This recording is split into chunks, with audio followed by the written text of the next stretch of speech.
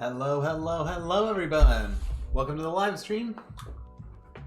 How are you guys doing today? Tion, I see you're in here. I think you're the only viewer right now.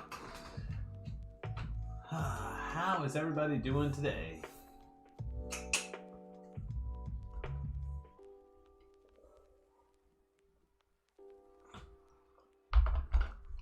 All right, let's just see here.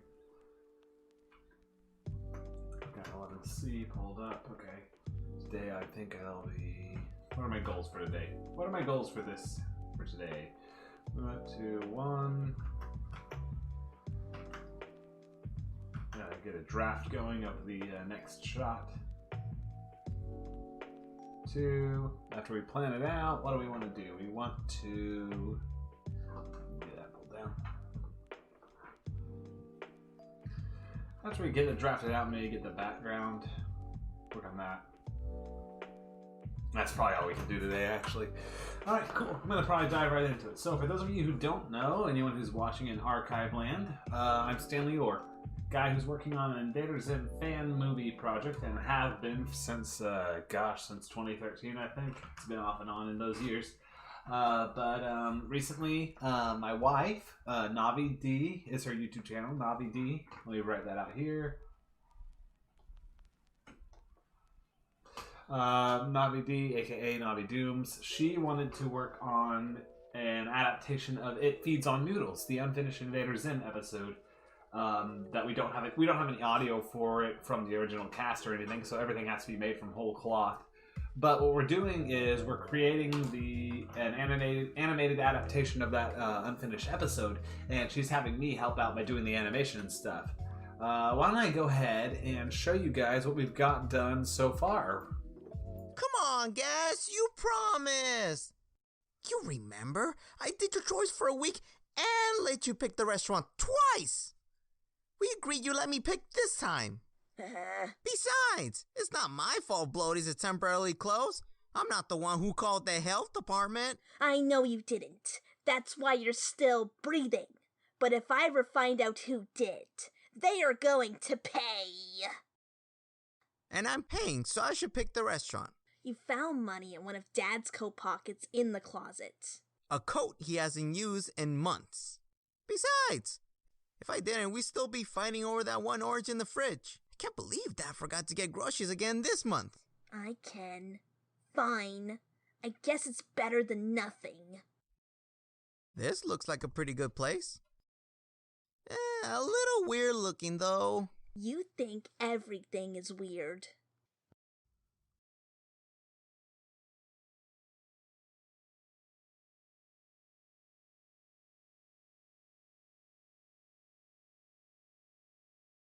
Wasn't this place smaller on the outside?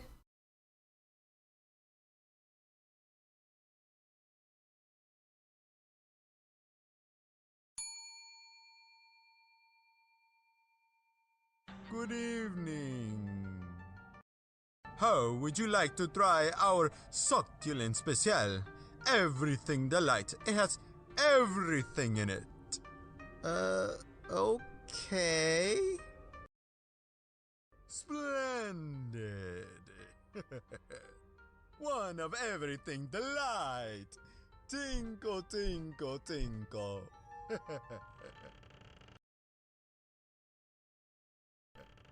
Okay, maybe that's a little weird. Thank you. Was that so hard to admit? Don't let it go to your head.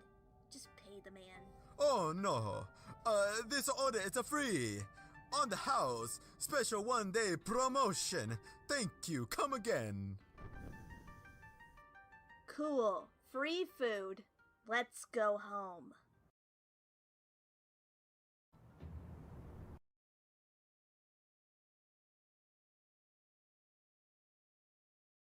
Boy, this bag is heavy. And then, of course, there's this next shot we did, which I haven't actually put into the compilation yet, but if I play it frame by frame here, which is why it's going a little slow, it's David guys walking, and then we pan up and we see Zim looming over them all menacingly and stuff, and then he's getting ready to strike. So we're just going through it chronologically. Up next, we're just working on the next shot. So let's see here.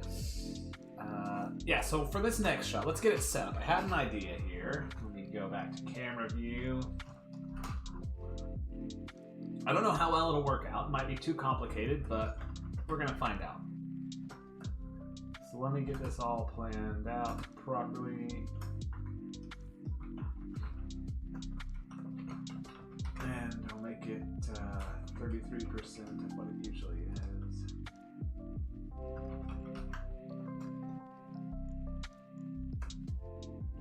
That.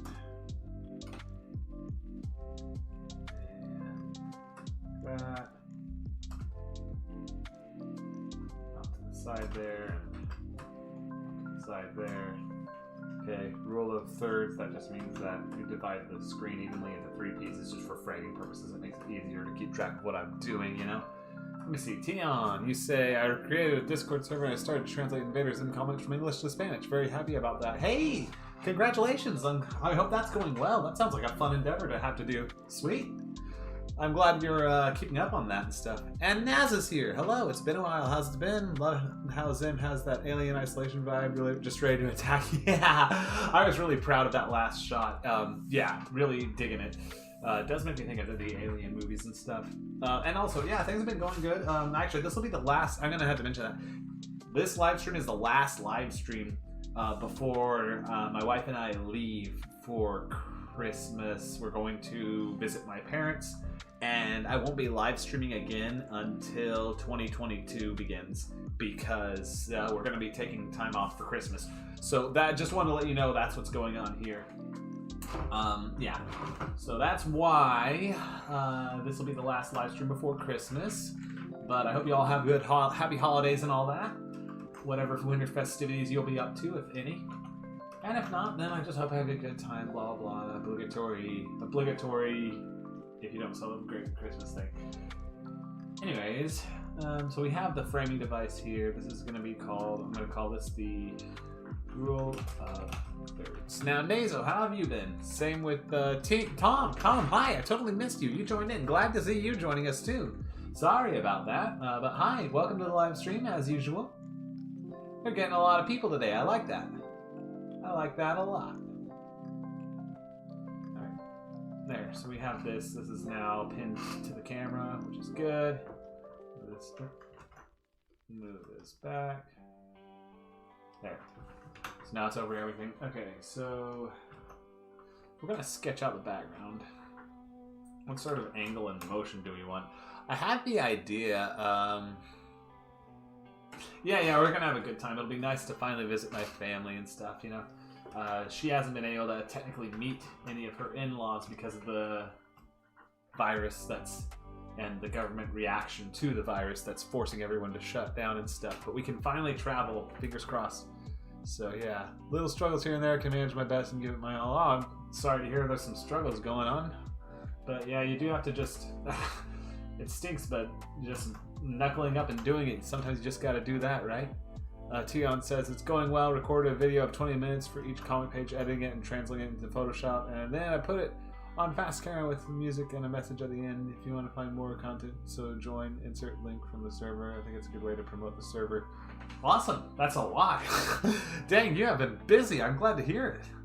That's pretty cool. Awesome. Good job, good job. All right. So let's get this framing done. So I imagined I was gonna have this all from Zim's point of view, actually. So like we have, what would it be, like Dib and Gaz are down below. How would we do this? So if Dib and Gaz are like down below walking away. If I can pull this off. It might be a little difficult, but I'm gonna try. So Dib and Gaz are down below walking away. Here's the building that we're beside and stuff and all that. You know, they'll have passed the garbage can. Actually, technically you wouldn't be seeing that because if this is all from Zim's point of view. Hang on. If this is from Zim's point of view, let me redo this. So, if this is the buildings, the garbage can would be directly below, and we're not seeing that because the lamppost is here, covering it, and we're not looking that way. We're looking down at Dib and Gaz as they pass us. If this is from Zim's point of view, which it is. Like one person's perspective. Yeah, this is from Zim's point of view. This angle, this camera angle. I wanted it to be from Zim's point of view, kind of like if you're looking at it from the point of view of a monster about to strike, kind of like what you were thinking.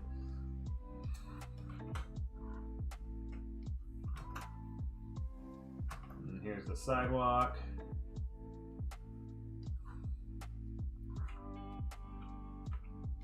Get rid of Dib and Gaz temporarily. Like this. Where would the vanishing point be? So if we're angled down, the sidewalk would be vanishing over here. We'd have the building stuff vanishing off over to here. Whatever.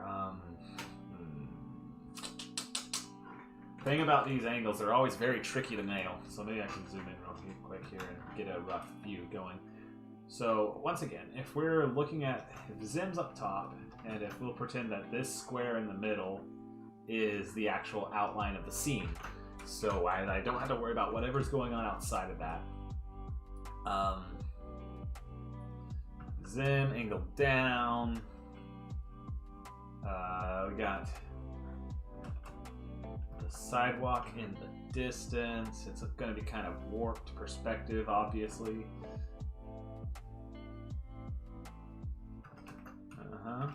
Actually, could do it like this. Okay, I'll zoom back out and do it this way, but I just had an idea. So if the building is pretty much straight down, then the sidewalk itself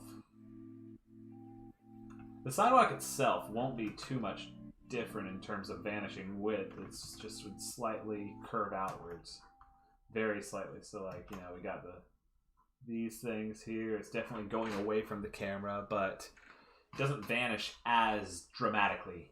And so the building angle would be like that. Yeah, okay, it's finally coming together for me. So we would have that vanishing to there. Vanishing point. If we could trace these lines further, we'd get a good vanishing point for this axis. There we go. So now we know where the building vanishing point would roughly be. I mean, not a guarantee, but it's a rough angle. Alright. Okay, this is looking much better. Alright, so then now we have an angle for Dib and Gaz to be at. And I can adjust that here in a second, which I'll just do it. I'll just do the adjustments right now. That's the entire point of this rough stuff, is to just get a basic idea of how we want everything to look.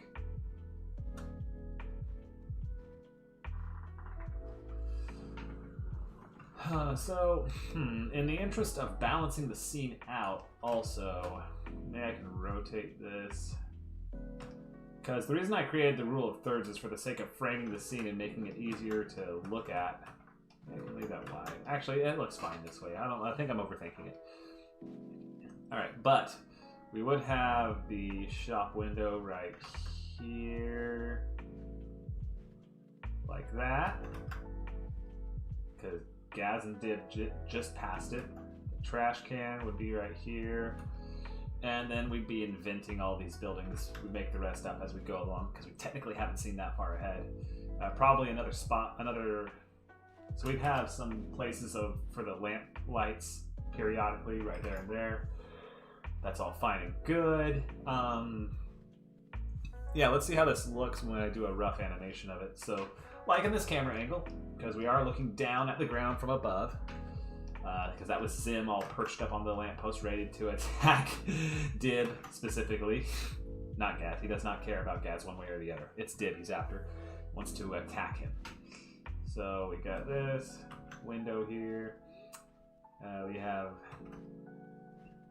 Gaz and Dib. There's Gaz with her square head and stuff. And this would be representing Dib. Just eating seaweed. Ooh, I like seaweed, yeah. Pretty good in as bad as people make it. it's those paper thin ones like food, like plastic melts in your mouth. You like it? Yeah. Actually, I do enjoy. My mom and dad used to make some homemade. We're not Japanese or anything, but my mom and dad used to make some homemade sushi for themselves once in a while, just because it tastes good. And they would wrap seaweed in it. They would wrap it in seaweed. I mean, I remember it tasting all right. Actually, my wife and I went to a Japanese buffet recently, and they had seaweed wraps there, and it tastes really good. It's a nice neutral sort of base. It can go good with anything. It can go good with sweet flavors or savory flavors or you name it. There's actually a place we want to go one time that makes seaweed pie, and I hear that their seaweed pie tastes really fantastic, so that's another thing to try out. Alright, so not the best drawing in the world of Div and Gas, but again, we're just trying to get a rough framing first before we commit to anything. So here's Div. Oh, wait. Paint unpainted. Actually, we'll just repaint it. There, and I'll make I'll make everything that's not painted, I'll make it all white, just so it's easy to identify. Same with, now let's repaint Gas.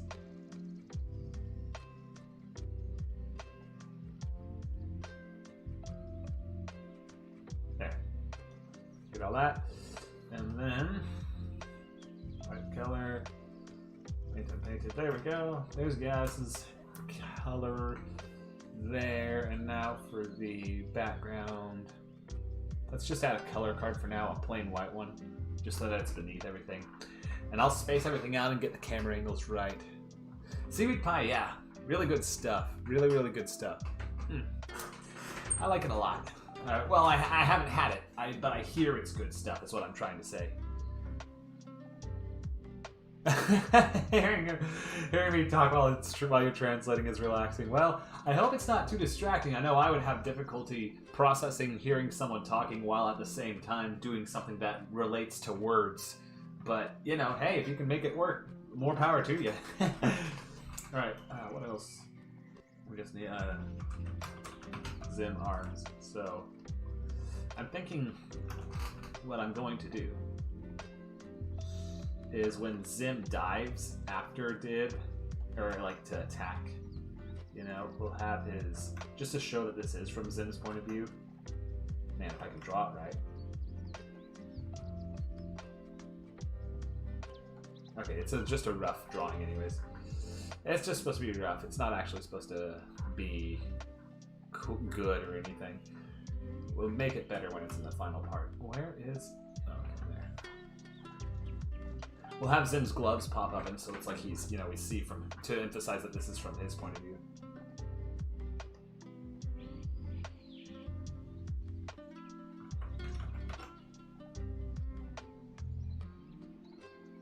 There. Let's see. I'm planning all this out.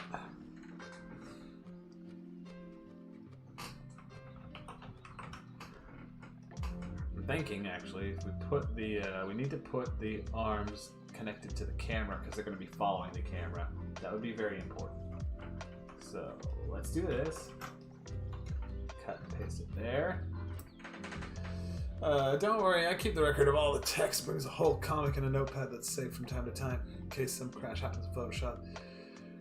It's only to open the notepad and I still have my progress. Oh, that's fine, that's fine. I just want to make sure I wasn't too much of a distraction is all. I know that's how I get when I'm trying to do multitasking. Sometimes I can be distracted, but fair enough. All right, Zim arms. Let's move these back closer to the camera. Let's see. Dib would be here. Gaz would be right about here. If you can't tell, up in this top right corner right here, I know it's kind of hard because of the logo and everything, but that's a top view of the scene, and I am moving these things around without changing their size. So that if I look at it with perspective here, you can see right here all the different stuff is at different angles and stuff, so that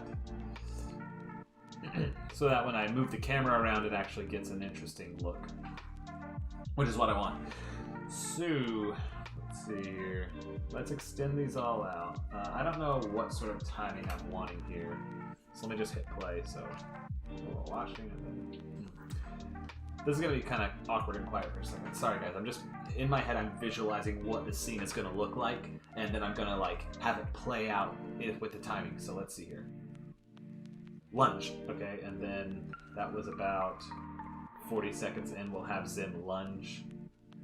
Let's see. How long does a lunge last? Do we think? Like maybe another. So the total length of the scene probably no more than 60 seconds. 60 frames. I'm gonna guess. Not 60 seconds. Gosh, that'd be way too long. Can't have a full minute of this. But so like yeah, 60 frames. So yeah, just over 2 seconds, almost 3. Fair enough. Okay, so let's see here. If we get this timing right, I can animate the rest roughly and see if it looks good, which it should. I really am confident in this. So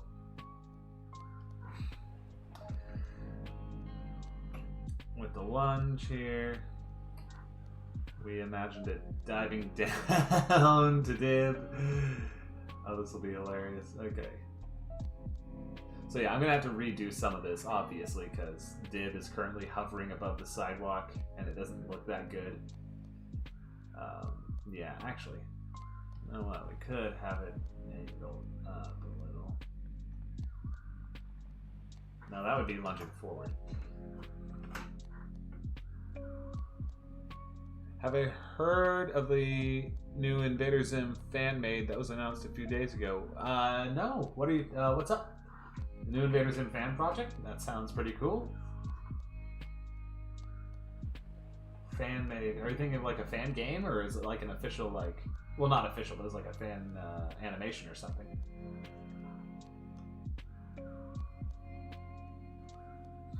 Okay, the lunge is too slow, obviously, so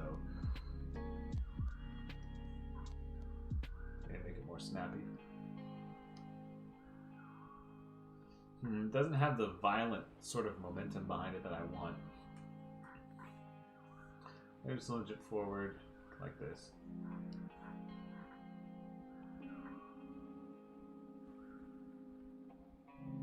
And dib will have to move. I'll have to move dib and gas till they're both practically at the same level as the sidewalk, and we gotta scale them up a little, obviously.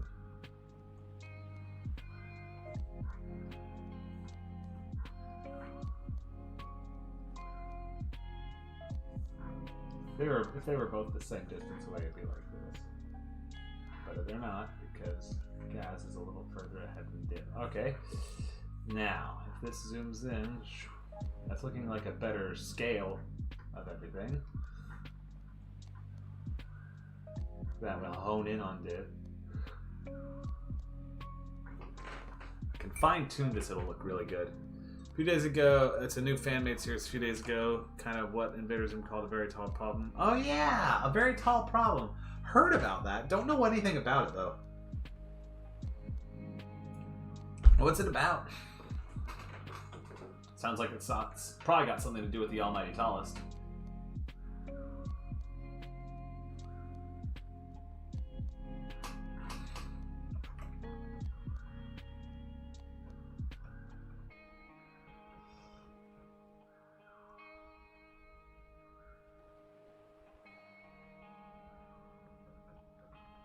There's the good leap. Oh, beautiful. Okay, so this is a good angle. I can work with this. Yeah, okay, I like that. That's a good sort of predatory, just like motion there. I gotta time it that right though. 2, 3, and then leave that alone. This one.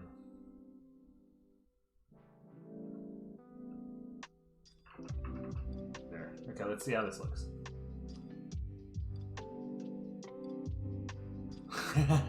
Okay, I gotta admit, I kind of like how that motion turned out. Very interesting.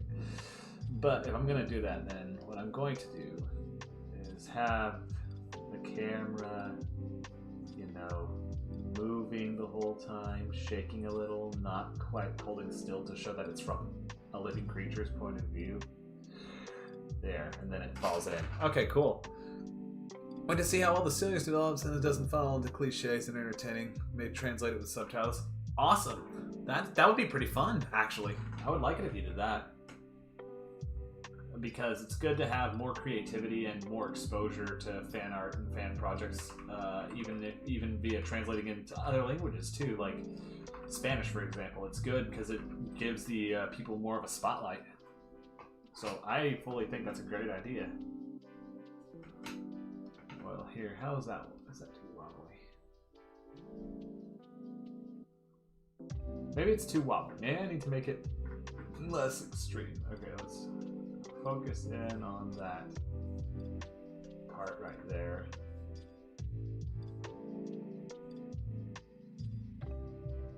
There, maybe this is better. Yeah, that's good. That's the ticket. Okay, sweet.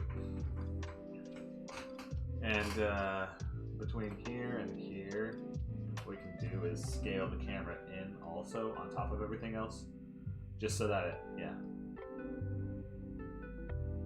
No, that's too much. Okay, that's too much.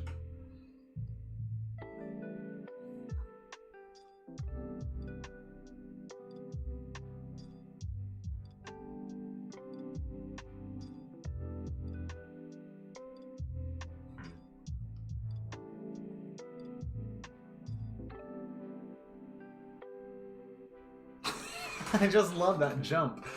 I love how that turned out. Okay, cool. Now I need to angle the background. Okay, good angle on the background here. See, even though it's only going to show up for a split second, I do want the background to mesh well when it's at this angle. Because at this point, right, at this point we should be looking up into the sky. So, yeah, that's got to be something we consider. So the horizon would be like right there. Probably could work with several background layers, actually it'd look even better, I imagine.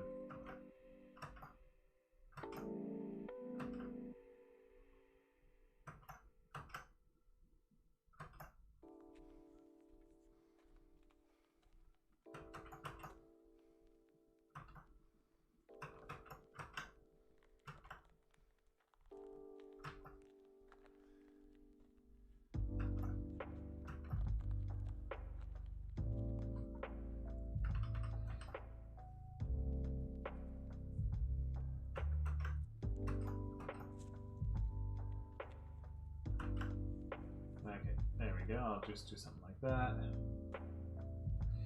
The sidewalk can curve around there. We can have buildings and stuff. What can we have across the street here? Let's see, what are our options? Have another sidewalk across the street. That would be good.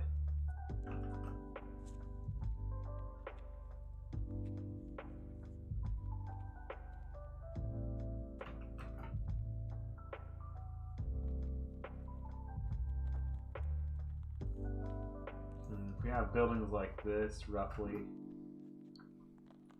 It would take approximately 16 years to translate all the comics if I make it on every week. Don't think I'll do all of them, but I have at least 50 comics planned for 2022. That's good. Yeah, and it would take forever, I imagine. Heck, I'm no stranger to overly ambitious projects. Trust me on that one. Yeah, that would take a bit, but you know, it's cool. It's cool that you're thinking that you're wanting to do that anyways. Very nice.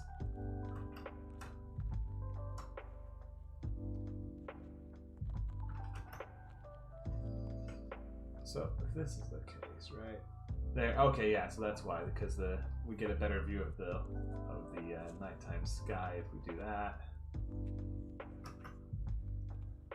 And then in the background, we would have more. We're gonna have more of a cityscape sort of look.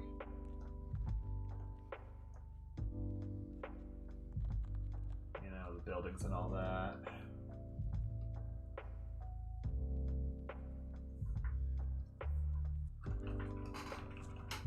Okay, so I'm detecting several layers that I want to work with here. So, first of all, the main layer of the road and everything. Like that.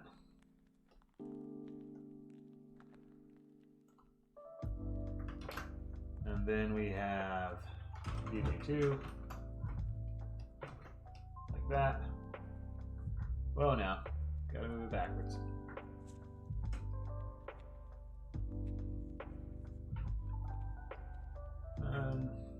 Something to that effect. There. And then let me scale it backwards a little so that there's some distance there. What's going to happen is when the camera makes its moves and stuff, it'll give a parallax effect and it'll actually look really good. I'm hoping. Fingers crossed, right? It might not be the case, but I'm hoping it actually looks good when I do this. Alright, and then we're going to have BG3, which is background 3, aka just all these building effects and stuff.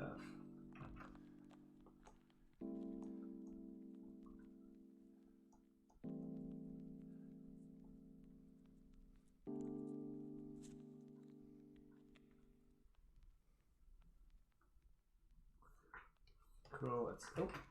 Let's fill these in so that gets the idea across. Move them even further back. Oh, we gotta move our color card. Right. Okay. Now BG2. Let's get some color in here. There, so that it blocks out the others. Nice. And then background 1, which is drawing 1. Okay. I'm gonna need to fill these in.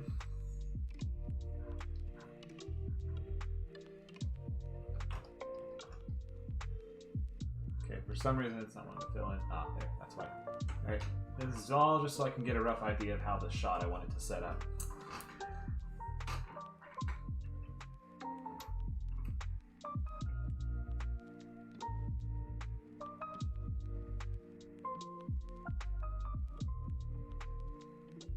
Oh yeah, and background drawing 1. Below that we will have... Maybe I should move this one around. Hang on, background 2 is a little too low because it shows up in the shot before we even get to the point where we need it. So there, just adjust it slightly. Even you worked for me quite as an inspiration along with other creators and Invader Zim content. If the server has good growth, I'll even implement episodes of Invader Zim in Portuguese. Ooh, now there's an idea. Well, that's very creative, actually, because that's something that's not a very well touched on market. Ah, I like that. I like that a lot. You can have it where you're releasing episodes periodically or having people vote on their favorites, you know? That might be pretty fun. I mean, why not, right?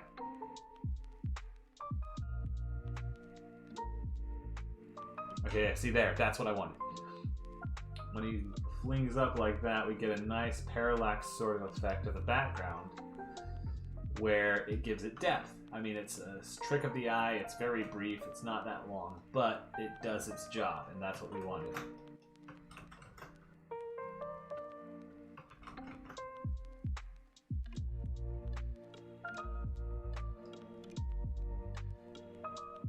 Sure, something like that too, I don't know. Doesn't really matter. And I'm going to color them all gray instead, because Zim's gloves are black and it's making it hard to see because it's blending in. And then sky background, we're just going to have a moon for now, just to illustrate where the sky is going to be placed. We can always adjust it later. There's moon, and let's move that obviously further back than anything else.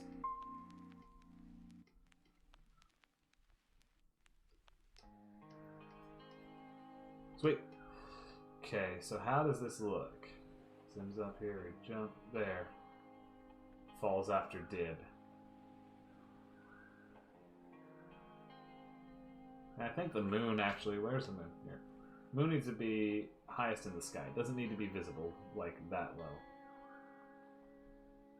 Yeah, that's looking good. Forgot to tell you, but on my server I got a month of Discord Nitro and uploaded all the episodes in Spanish and English. Ooh! I don't know, that would help you I don't know if that would help you to join, for example. Oh, you mean like tempt me? You want me to join in? Well, I can hop on to the Discord server, but I'm not that active on the ones that I currently use. If you want the honest truth, I mean, I can try. Don't get me wrong. I might give it a shot, but I'm not very active on Discord, as a lot of people could tell you.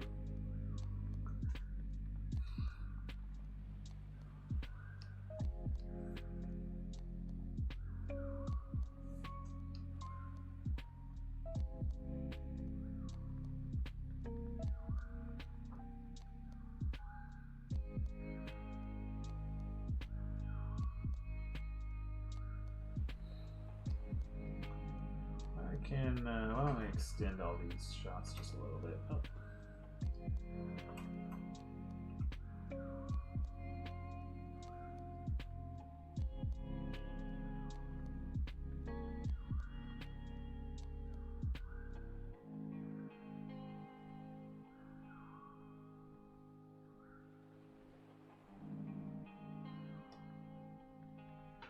Make it.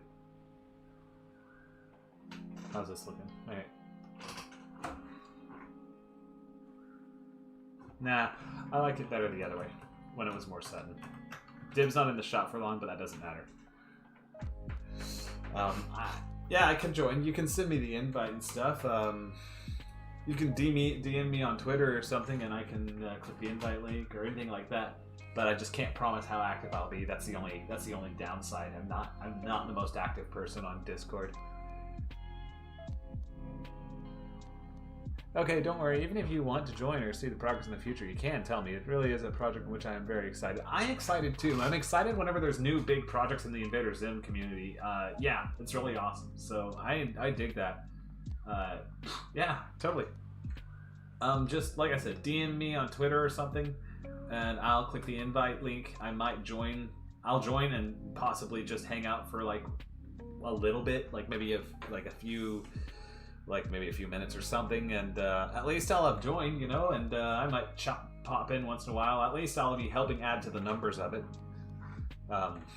Yeah, no, cool. I'm so hesitant is the problem. I'm so hesitant about joining things that other fans want and stuff, because I don't want to be in it to be a case where everyone's asking me to join all their projects and stuff, you know, because then that could open up the possibility of a lot of people asking me to join their things, even if I don't want to. But I do like what you're doing. I actually think it's really cool. Anyways, just DM me and we'll go from there. Okay, I'll happily do that. Yes, and this is good.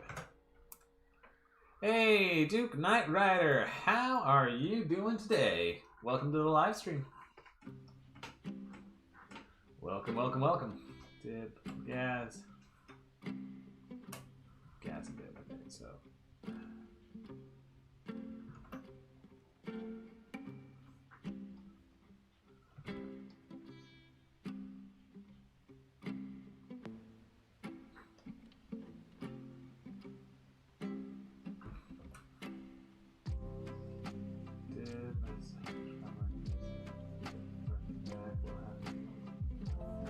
How's this look?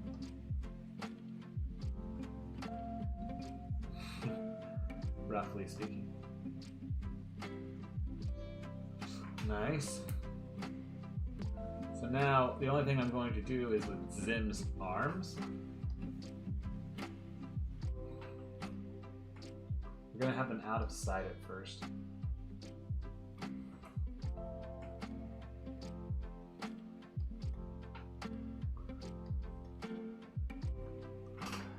Doing well. How's the movie coming along? I'm doing fine. It Feeds on Noodles is coming along great. And as for my actual fan project, just still very slow because I don't have it high on the priority list at the moment. But once in a while, I will hop on there and do audio things and stuff like that.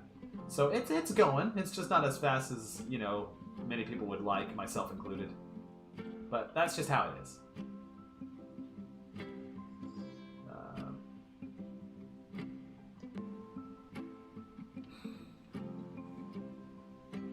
Move this in that.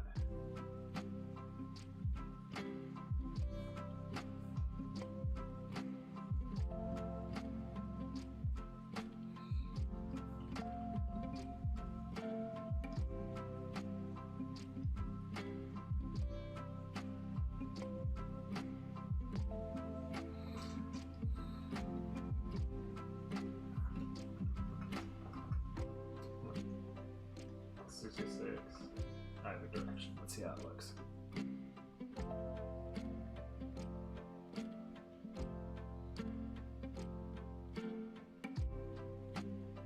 Give it a little bit of a bounce there.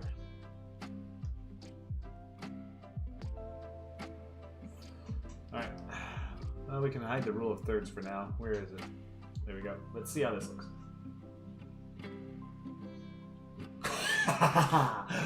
Oh, I love that. Actually, you know it'd be really funny.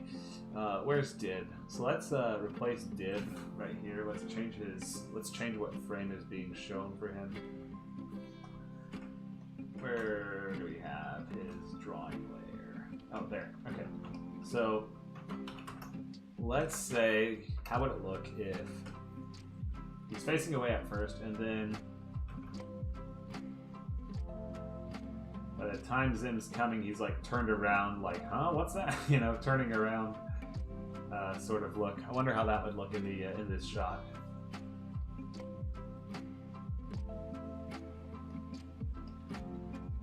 So, like, how would that be? So,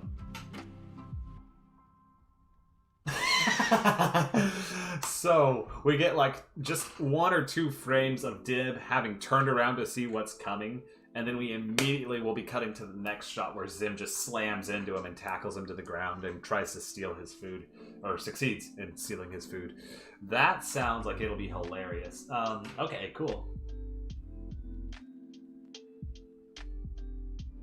Now the only thing that's left, let me take a look at the background here. The only thing that's left is for me to emphasize some things, such as... where is here? So let's take this, take everything that's white, and just delete it for now. Not delete it, let's just flatten it. And change it to a different color. We'll make this color like a darkish gray for now. And then we're going to fill in the wherever there's going to be street lamp lights, you know, street lights. So like this shape. This is mostly off camera, so it doesn't matter how accurate I get it. And probably something like this too. Yeah. All right. And then I'm going to fill that in just for further demonstration purposes when I show this to my wife, who is going to be the one looking at this. She is the one in charge of the project anyways, for It Feeds on Noodles. All right. Sweet. Did you see the trailer for A Very Tall Problem? No, I haven't yet. I might check it out here in a second. What's funny is, it's funny that you mentioned that Tion was just talking about that. I know it exists. I just haven't looked at the trailer yet. So, give me... Actually, I might have. Maybe not. I don't know. Let me check it out. Taking the Invader Zim fandom by storm. That sounds really cool. So, let's get this. Nice. And then, go to background too. Here, let's highlight all that, make it like that. Okay, cool. So now we have all of our backgrounds properly illustrated.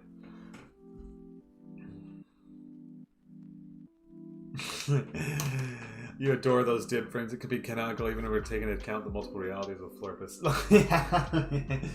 Dib just looking around like, ah. Alright, cool. Well, I think we got a good relative basis for the rough idea of the scene. I'm going to export this real quick.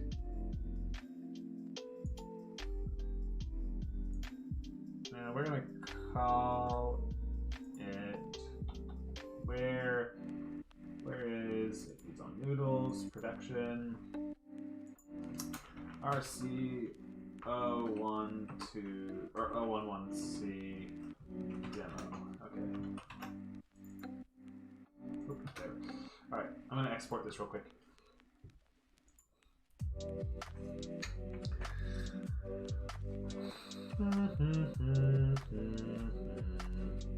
Cool, that's there. Okay, I'm gonna send this to Lisa. Hang on a second. Where is the lobby slide?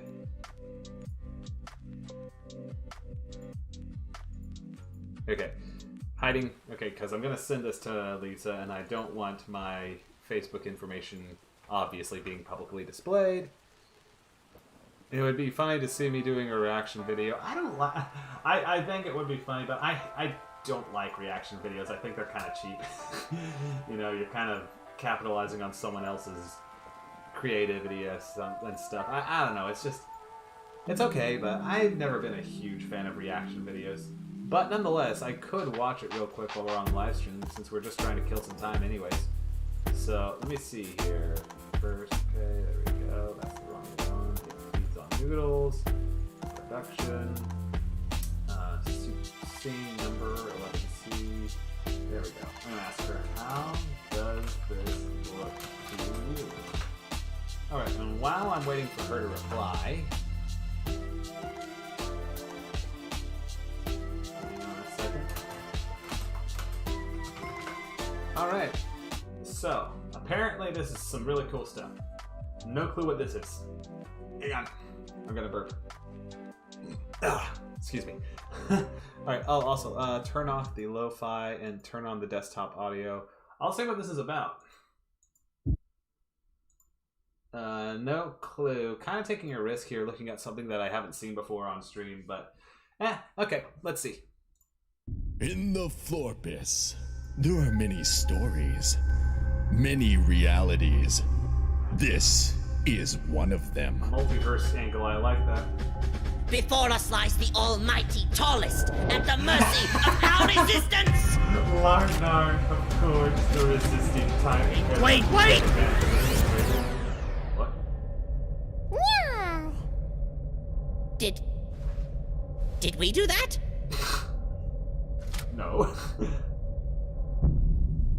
Okay, so the question of the day. What are you doing here? We don't know. We were 1 minute about to be executed by the resisties, but then we suddenly blacked out and woke up on the outskirts of your town. Coming soon. Fuck. My tallest! Your pack is... Zim, I need your help. Raise your eyes in fear. Fear. You're an alien! Yes? You won't get away with this if I have anything to say about it! Son, threatening our guests and calling them names isn't very polite. Besides, it's not quite safe to walk around these streets at night for very long. People sometimes go... Oh, Listen. hang on. Whoa. That was okay. Hang on. That was some really slick animation. Hang on.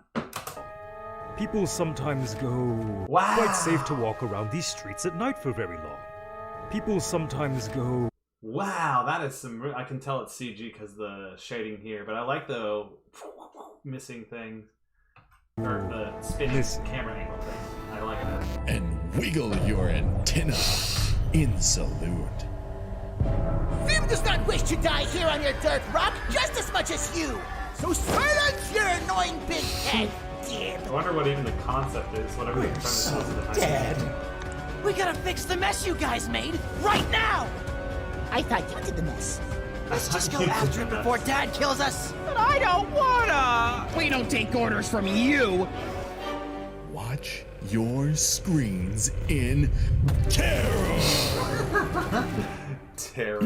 I said in terror. There's a banishment box. Okay. Hey, it's suddenly gone quiet, Red.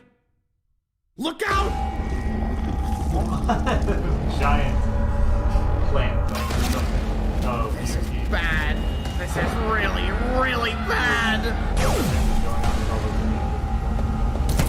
the door and stuff over there. Ooh. Cool. No clue what that's about, but alright, I'm assuming someone's bringing back Miyuki for reasons. That's the only character I could think of. Unless it's an OC. Interesting to say the least. Oh, don't see my Facebook. Do not see my Facebook. Oh, okay. Hang on. Real quick. My wife had to message me about the thing. Actually, I gotta take a short break here and get some water anyways. Yeah, give me a second. Be right back. Enjoy my stupid lo-fi Invader Zim music. Okay, I'll be right back, guys, I swear.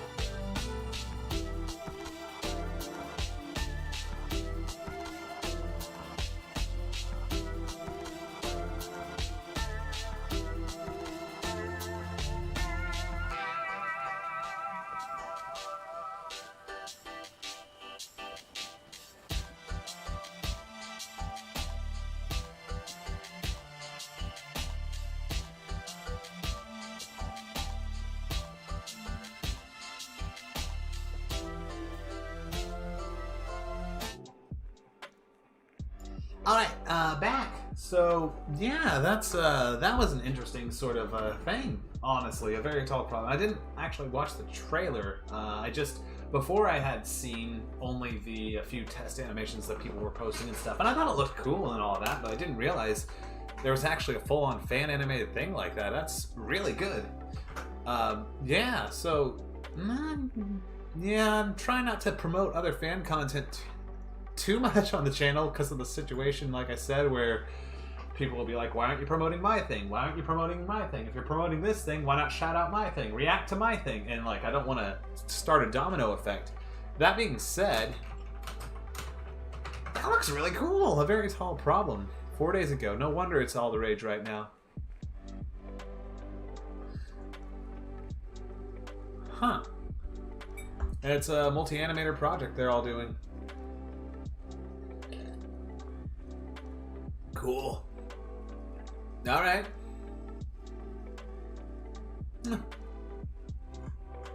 Well, we'll see how it goes. Even if I don't wind up liking the story of it or something, or if the jokes or whatever don't really land with me, even if it's like a case where the story doesn't really appeal to me, I still think I want to encourage and say that's great that there's an Invader Zim fan project like that going on. I think that's good and definitely to be commended and encouraged because it's fantastic to see the community stay active like this. So yeah, 2 thumbs up, basically. I fully am like, yes, that's awesome. Please keep that up, sort of thing. So yeah, no, that's basically all I have to say about it. Excuse me. Goodness gracious. What are we at? We got a little bit of time. Okay, let me import a new palette. Palette, import. Production. Excuse me. Gosh, I have the hiccups or something. Alright, frames. Now let's go with, I thought I had a city palette that I had made.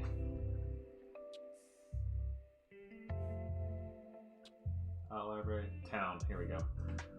Yeah. Cool, now we have that. That's not it either, dang it. Okay. I need to be better organized. Okay, import. Let's see here. 3 maybe? Yeah. That's probably it. Yeah, that's probably it. I paste it out here so it's easier to access. Yeah, it's like not like a lot of interesting Invader Zim content comes out very often. No, I totally agree. It's looking really, really spectacular. Really cool sort of thing going on there, and I would hope that they keep it up. I don't want to see them give up on it. I want to see that thing finished. You know, actually seen through and completed, the full mini-series they want to do, or series, I guess, depending on what it is they want to do with it. But yeah, totally. Okay, copy. Let's try this one. Call it city. Oh, nope. Okay. City. Yeah. There we go. Okay. This is probably more like what I want. No, wait. No, it's not. Where is the darn palette that I had in mind for this? Oh gosh, this is gonna. See, kids. This is why you've got to label your stuff, or else you lose track of all of it.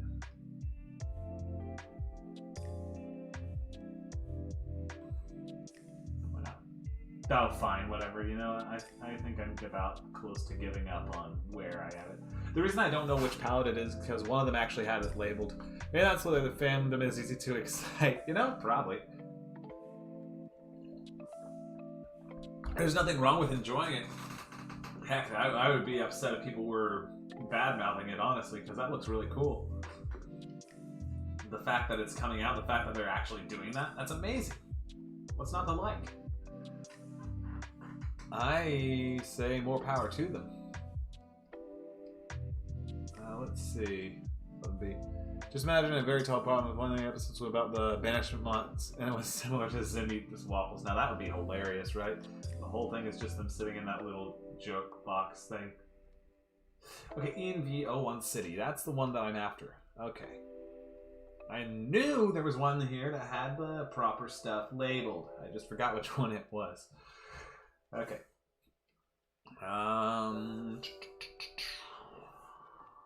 ENV01 City. That's the palette that we're after. Yes, delete it. Okay, once more onto the break. So import palette library. ENV01 City. That's the one. Thank you. Okay. I'll save that, and then while I'm at it, let's import another palette. We're not actually going to. We're just going to use that as an excuse to access the palette library and copy and paste the city palette out into the open so that I can always find it in the same spot. Alright, good. We're back in business. Alright, so let's see here. Let's see, what's this one? Drawing one? Okay, so this here is, we're going to call this BG0 main. Okay, that's the main background. Alright, so let's go to the drawing angle of this. Man, I gotta ask the people of the I gotta sit down with them and like talk to them or something, you know, or interview them, get email or something, because that's a very tall problem. Because I would like to pick their brains a little bit on that and see what made them want to do it, and all the ways that all the creative thoughts that went into that. It's really, really cool looking, and I really fully enjoy seeing stuff like that. So I'd like to see what's up with that. There. Yeah, okay. So now I can finally draw it. Let's see here. Got our colors, got our markers. Alright, so where is, first of all, the main question I want to ask is, where is the vanishing point going to be? It looks like everything is pointing towards this as the vanishing point. Alright.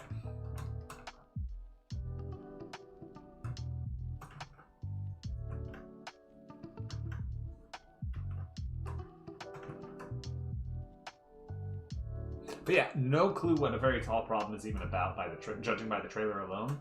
I will say that is the one, I guess, I don't want to say criticism, but I don't know what other word to use. So criticism, I guess. One criticism I do have with the trailer, I have no clue what the story is about, judging by it. I know the tallest wind up on Earth randomly, and the Resisti are involved. Okay, so far so good.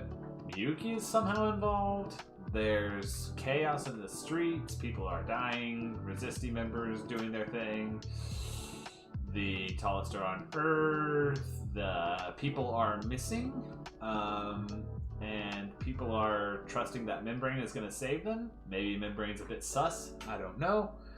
A lot to digest, and there's a box of banishment, don't know how Zim's involved in it, don't know what's up with the pack thing. It's a lot of questions, not a lot of answers. That's definitely on purpose, but I would have liked a more clear indication of where the initial story is heading. Maybe that's just me, but I really would have preferred that. Regardless, though, it is what it is. I'm not going to complain.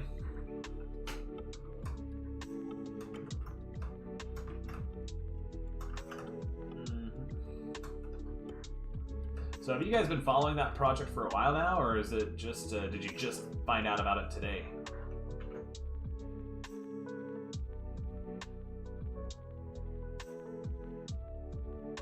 You were talking a lot like, I think that the series can be very, I don't know what to think, although it could be about a change of roles. Yeah, I don't know quite what you're getting at, actually. Dang it, this thing is a little hard to work with right now. I'll drop it down.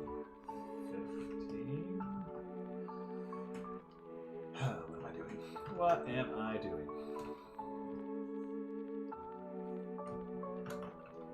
I think I'll stick with my usual method of... Let's see, I can do it this way. So, vanishing point here. Found out about when the trailer first came out. Okay, cool. So that is... Yeah, I have seen people posting about it for a little bit leading up to it. I didn't realize that it was going to be released so soon. Wasn't sure what was going to happen, you know? Because there's a lot of projects, like practically IZTDM should be included in there, where there's a lot of projects that just don't make it off the ground. Now, granted, IZTDM, I am trying to bring it back to life and get it sorted out and squared away to do justice to the voice actors and the volunteers, obviously, but that doesn't change the fact that it initially flopped and failed to do anything. Dead on arrival. And that's because I was too ambitious. So when you see a project that actually manages to get a product out there within the Invader Zim fandom, that's pretty cool. That is really cool.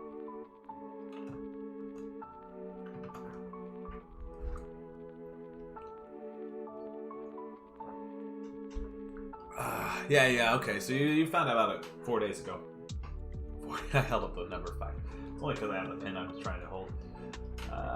Cool. Just curious. Just curious. Okay, so there's this. And this. I mean, the vanishing point for these guys is right here. Alright.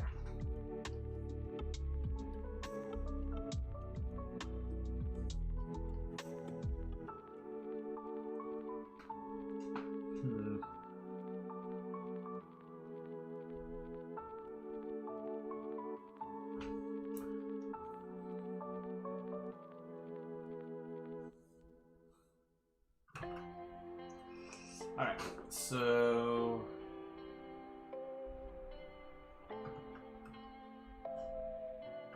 Wait, hang on, what am I even referencing here? I should pull up the previous image, the previous shot.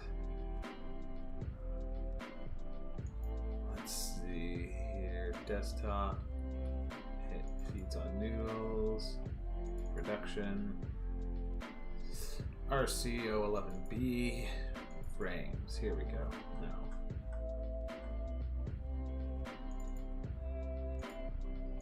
Alright, yeah, so this is all we know so far. It's got the windows close to the ground, the brickwork stops right there. Let's see, how does the brickwork look further up with next to Zim? Yeah, the brickwork sort of fades out and stays on that one building, so we're all good there. Okay. So yeah, I guess as far as that goes, we have that sort of look on the window. I will get rid of this for now. And we'll just stick with drawing the window outline, because technically I haven't drawn in anything beyond that, as I was saying earlier. 15, I feel like 15 is too thick though. Of a line thickness. Let me drop it. 10. Let's try it again. This needs to be aligned with 10. There we go. Yeah, that's better. I think I'll stick with 10. That's superior for this shot. That's what I need. We're done page 8 of the comic right now. As we talk, there are only 19 more pages left. Hey! Yeah. Have fun with that. Oh gosh, yeah, I can imagine it'll take a while. Time consuming, man. Anything worth doing is worth taking your time though. Definitely true. But also, yeah, that sounds annoying to have to deal with. Here, why don't I, on second thought, why don't I just do the circle thing with these, with the perspective grid here. To do what I usually do. Because I like using ovals for my perspective grids, as some of you might know from having watched my live streams before. There. There's that. And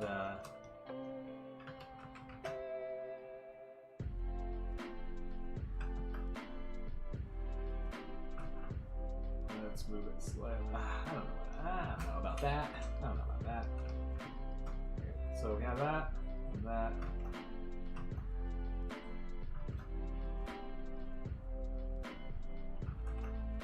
I need to get a good perspective grid laid out before I draw this, because otherwise it's going to look very sloppy. And I don't want that. I want it to be actually properly finished and finalized, you know?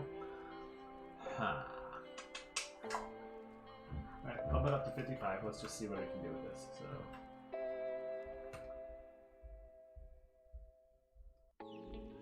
I'll just rough it in real quick. Rough perspective grid.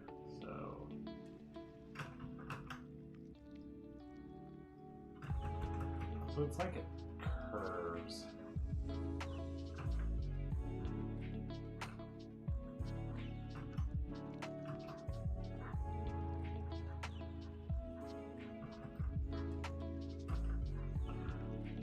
but that's the vertical perspective grid. I don't need that. I need the horizontal. So this is the horizontal, always going infinitely that way.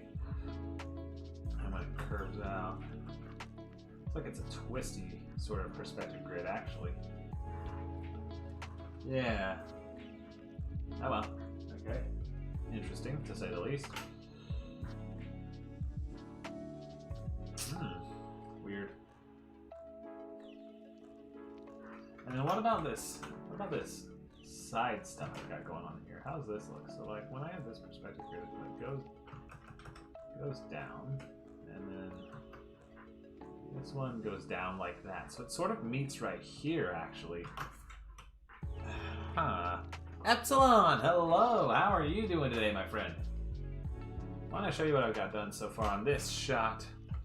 Almost forgot about the stream this week. For shame! Because it's the last stream before I go on Christmas break, and we can't have that. How would you live with yourself if you forgot? No, I'm kidding. Let's see here. Alright.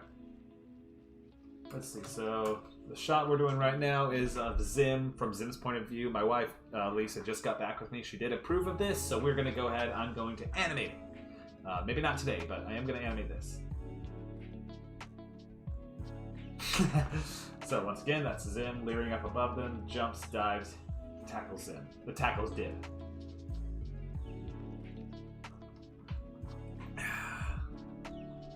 Yeah, so I'm really a huge fan of how that turned out. And now we're just working on the background. Doing good, play some games. Nice, nice, nice, nice, nice. What games did you play, my man?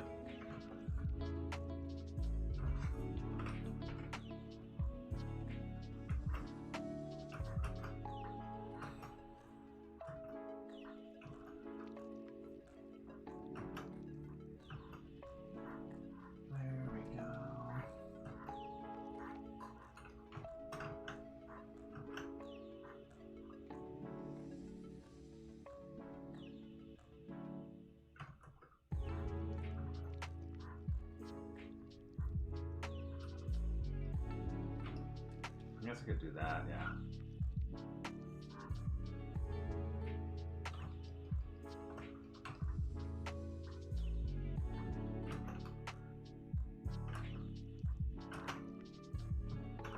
I think about the Christmas specials and I thought about building a teleporter, but he never said why. What have to do with the same teleporter in the movie?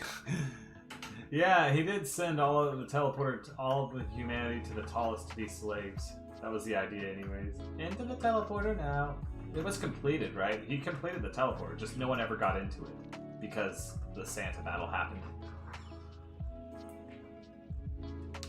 Mostly Black Mesa, the Half-Life remake. Never played Half-Life and it was on sale. Nice! Sweet, sweet, sweet. I've never played Half-Life either. You're gonna have to tell me if it's any good. I heard it was good, but you know, I've never actually played it, so technically I wouldn't know. So now the vanishing point is here. We got it. We do have to correct. We do have to correct this windowsill sort of thing.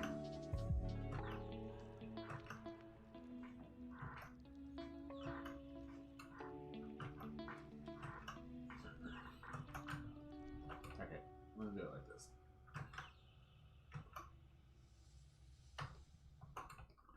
There we go.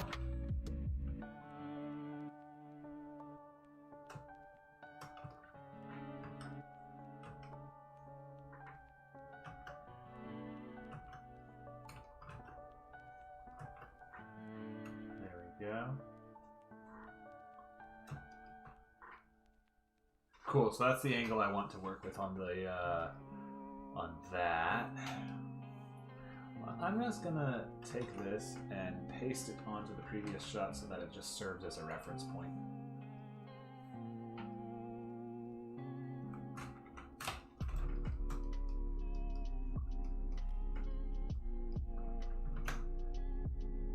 The membrane doctor does not believe in aliens or vampire bees, but he does believe in Santa! Hello, I'm back with watching a video. How's it coming along? Also, how's everyone's day? Fantastic as usual.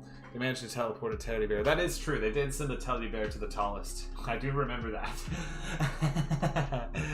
Only a teddy bear, correct. And yeah, today's going good. I hope everyone else is having a good one. Epsilon you seem to be doing all right.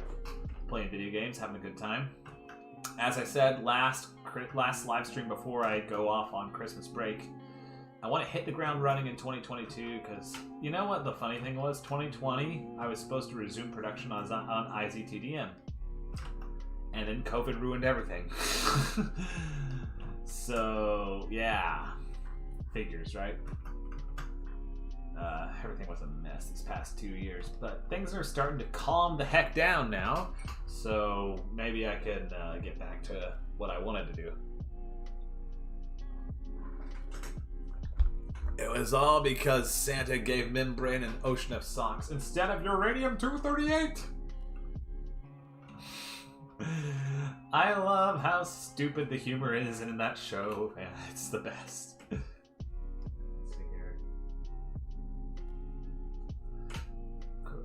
Okay, so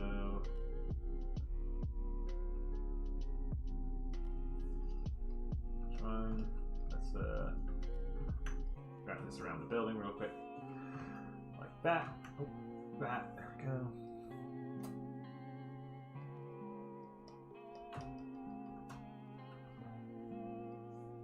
Let's scrub this forward. Yeah, nice. Okay, you know it's gonna be quick enough that it doesn't matter. How detailed it is down there per se. So that'll be fine, I think. And where would the other vanishing point be here? Before I get too far ahead of myself, let's see. So I kind of technically already had it, but I erased it. So yeah, this one going up here, this one going up here. So the vanishing point would be right there, roughly. I mean, it's not like it has to be an exact thing, but it does need to be close enough that where the human eye is tricked. So here, that. This will be this building's vanishing point at the top. And for this building, it'll be like this. Pretty much. I mean, it's very warped and angular, but that's what you would expect from such an extreme camera angle. So it technically it checks out.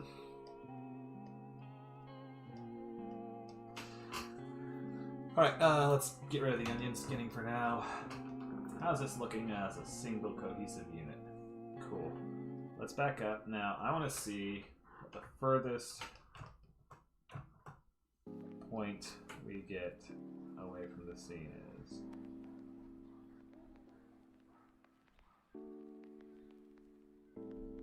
This. Alright, so let me border the shot right here. Like that. Now I know what all I have to actually worry about and what I can just ignore. Cool, sweet. And actually, now that I think about it, let me make sure when the camera zooms in, yeah, it doesn't actually intersect. Okay, cool. Cool. That was me making sure it doesn't intersect with the grid in any way. Here's all Cassandra. Hey! That child just sent Santa to the cold, empty void of space! Christmas is ruined. I love how stupid that was. That show, that Zim is so stupid. I love it. Tion, you say the entire library of Invader Zim episodes is available on your Discord server, right? Or did I misunderstand you? If that's the case, that's awesome.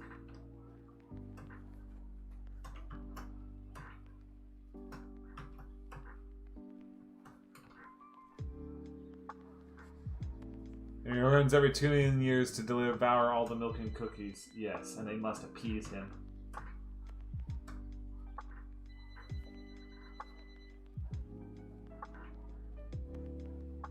Christmas is ruined forever. I love that. The kid with the little hook hand. Because why not, right? Why wouldn't there be a little kid with a hook hand in that shot? I don't know. I can't think of any good reason for there not to be. Alright, so for the window, I had the top and bottom ones acting as frames. Got it.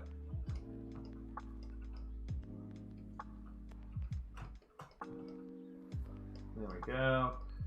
Cool. So there's that window done. Nice. And the trash can be next. The trash can. Can.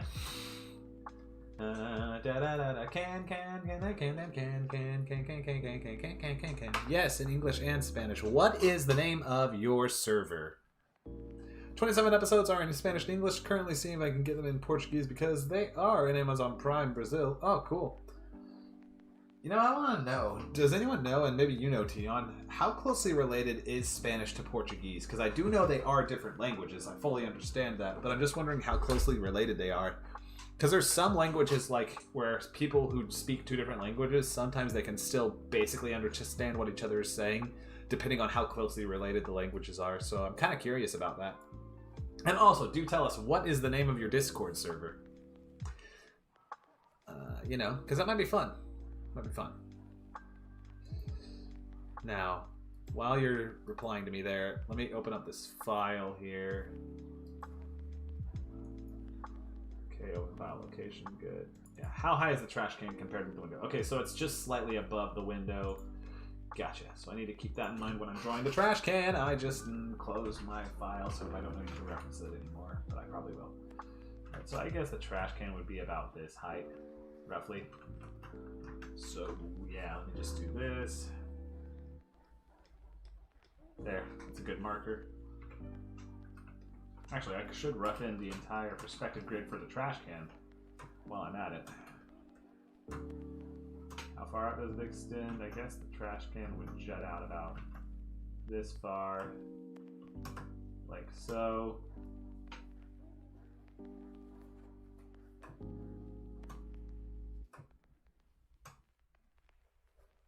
All the way to the ground, right here. Where would it intersect? I guess it would intersect the ground right about there. And there. So this would be the shape the trash can would be in. I mean, not that box exactly, because it would be its own shape, but you know what I mean. Actually, wait a second. Maybe it wouldn't be. Hang on, I messed up. Yeah, I messed up because I forgot that it actually would be wherever it intersects with the ground right here. Duh.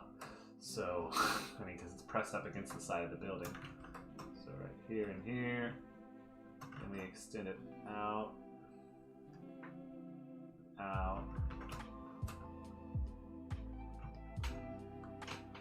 Oh, you sent it in Twitter. When you enter an account, I'll see the invitation. Good, thank you. Spanish Portuguese come from the same branch of languages, some of the same time of conquest in America, so it's almost 90% similar. 9 out of 10 words are very similar or the same. Okay, cool. See, that's because I was very interested in seeing how closely related they were, because I do know that was, obviously, everyone knows history. That's where Spain colonized.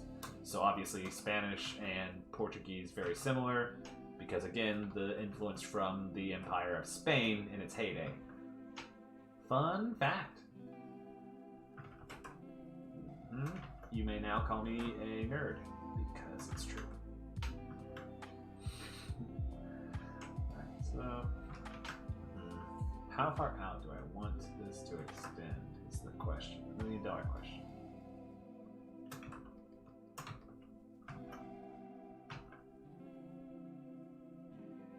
How far out do we want the trash can to extend?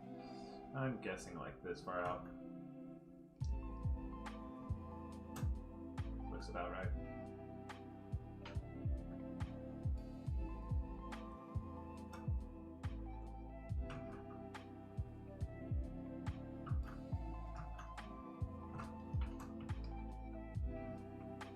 Looks a bit tall though if I do it like that. You know, heck, I'll roll with it. I'll roll with it. I don't care.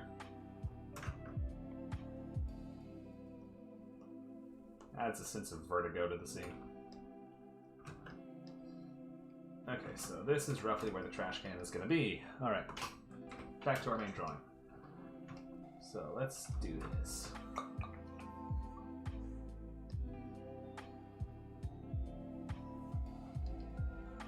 We're not even going to have the trash can visible for a lot of the shots, so it doesn't really matter too much.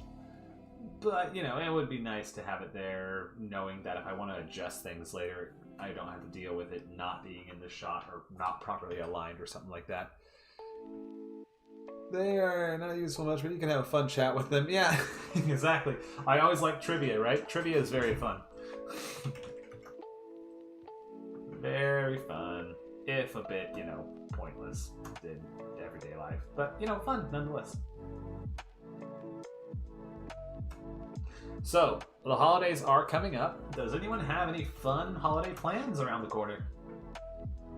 Like I said, my wife and I, thanks to the stupid pandemic that I hate, and I could complain about the response to it all day long, but I will not, because I might get unpersoned by YouTube.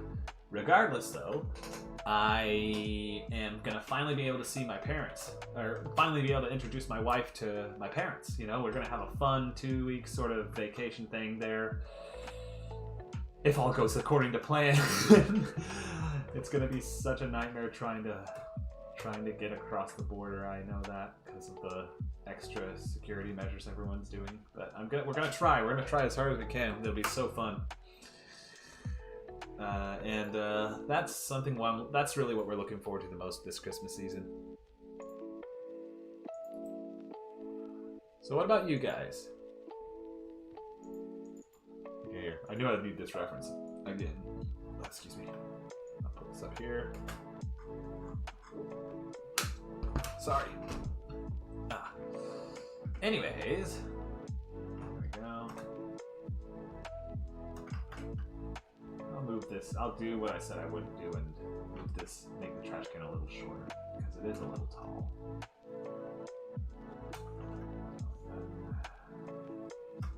Me and my mom are gonna make homemade dinner. Our favorite foods for Christmas. Ooh! Tell me all about your favorite foods. Oh my gosh. I am a huge fan of food. Food is fantastic.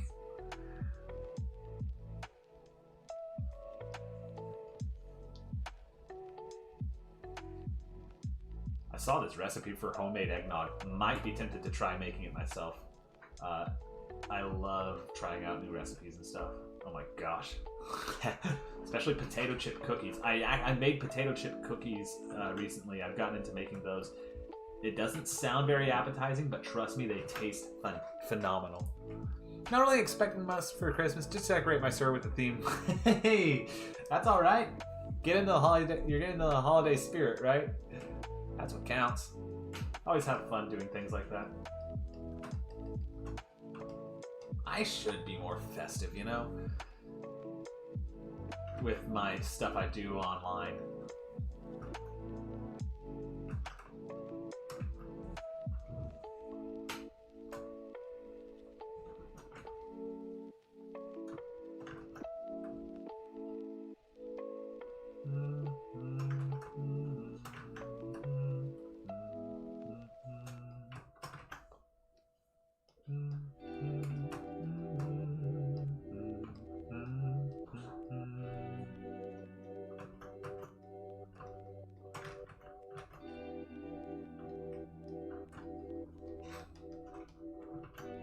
Hide the rough outlines. Okay, so there's the trash can's basic shape. Now I need to fill it in properly with the right angles and stuff.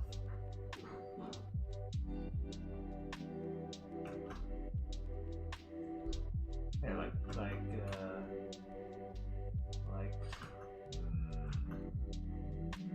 like that.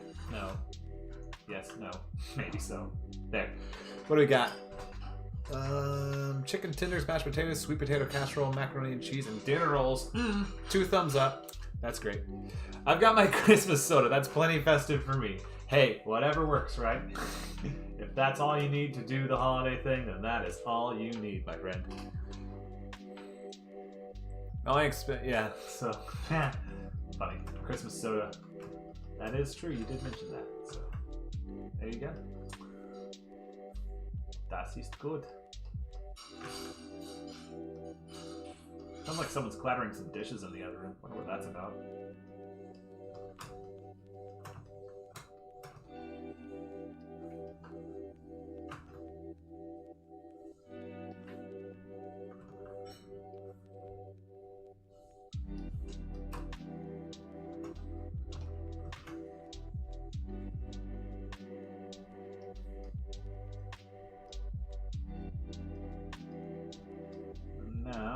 final trick, I will... Actually, wait, I shouldn't have done that just yet.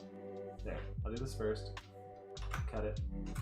And now, for my final trick on the trash can, I'm going to give it a hole in the top that makes it look like the trash can actually curves inward. So, at the top, so it gives a smooth sort of surface. Shrink it down.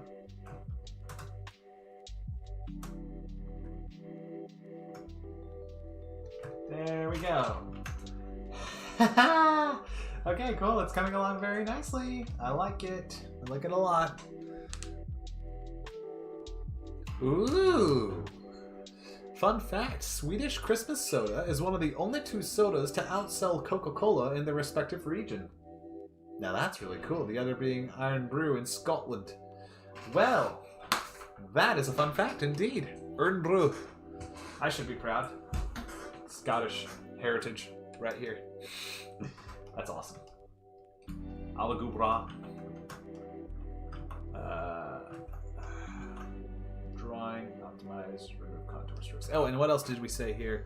Tion said the Invader Zim collection that our wife has is incredible. That my wife has is incredible. I adore the House of Zim and crafted and inside the plastic figurines. Yeah, I really like what she did with that. That's so cool, right? I think it's really cool that her entire little setup that she has. I always dug that. Oh, it's really neat. I'll let her know you said that. She'll really get a kick out of that. She likes it when people compliment her collection. She's very proud of it. All right.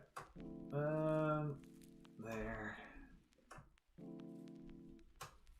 I won't add as much detail on it this time as it was in the other shots. Hello. Because, well, there's not as much room for the detail. Actually, what do I do? What am I doing? Maybe I could do it like this. I haven't tried this yet. Let me try this and then filling it in and then smoothing out the... Oh, that's the screenshot option, Stanley. Smoothing out the fill-in. Drawing, optimize, smooth, Alt-Shift-F. Yeah. What if I shrink it down?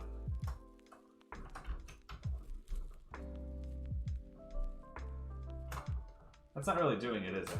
Okay, whatever. Fine. I thought I would be creative. Didn't work out.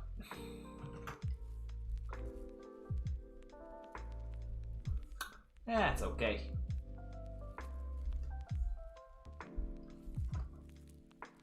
Let's give this a width of 5 since it is a detail line and not actually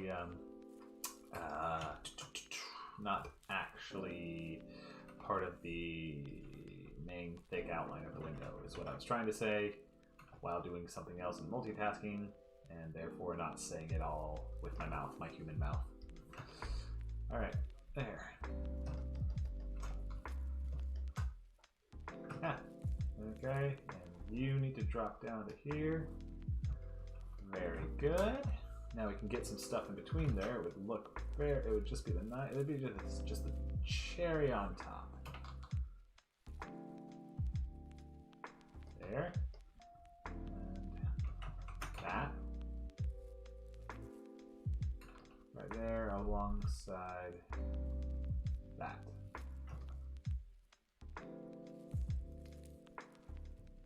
And I see some comments coming in the chat. Give me a second. And I see this middle part here where it's wide. I don't like that. I need to adjust that. There. Cool. All right, what do we got? In the future, I plan to work as a translator in quite high areas since I handle a good level of English and I have a native level of Spanish. Nice. If you see any video in the future of someone customizing RTX 3090 with the appearance of a girl, it'll probably be me. Funny. RTX 3090, huh? Dang. Do tell, do tell. My wife is into tech stuff. Lisa loves her some techie stuff, so that would be interesting. That'd be right up her alley. So, customizing the RTX 3090, huh? How is it going to be customized? Would you mind me asking? Out of curiosity and a desire to keep the conversation going. Okay, drawing, optimize, or convert pencil lines, brush strokes, right. That didn't do anything. Okay, I might as well leave them as pencil lines then. Alright, next up, this one. Once again, we want to 5.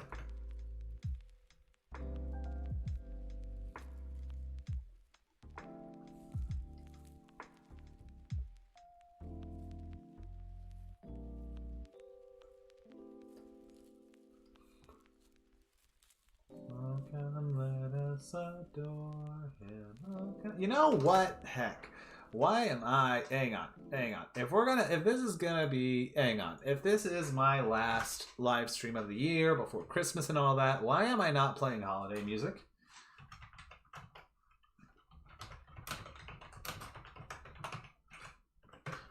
I'll have to look at public domain stuff, of course. But, sweet. There we go. Complete list of Christmas.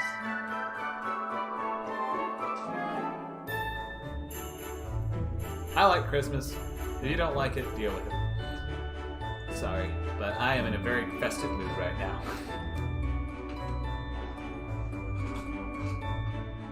Every single computer in my college's computer labs have a 3080. Nice. Cool, cool. I have 1080 Ti in this one. So, there I am contributing to the conversation. Nice though. Sweet. 3080 and is that the new one that just came out with 3080, or am I thinking of something completely different? Semi-serious conspiracy theories of how they can afford it. Amazing. Anime themes, if you investigate the same companies several that work for Nvidia, they allow you to customize those graphics cards without saying it's quite expensive. Oh yeah, no, I would imagine that would be like cost an arm and a leg, so to speak.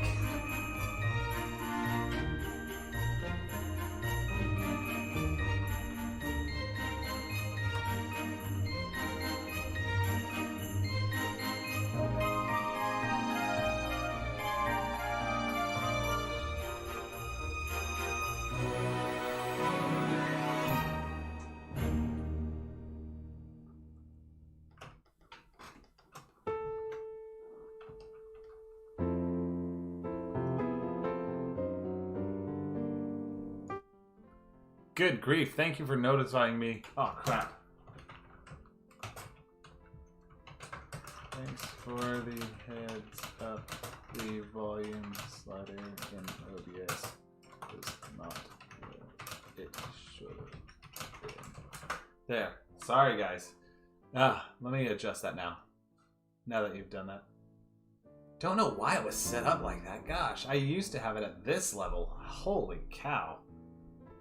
Also, I don't like this set. I don't like this set of music. I don't like it. I don't like this. This is too generic for me. You know what? What the heck? I'll run the risk of the live stream getting copy struck or whatever. I don't care. It's not like I have this channel monetized anyways. Let's see. Christmas music. I'm going to listen to my favorites, and everyone else will just have to deal with it.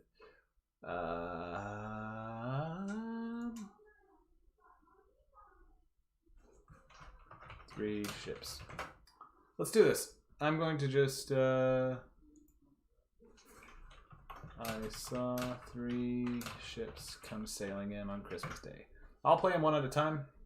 If anyone has a request, just drop it in the chat.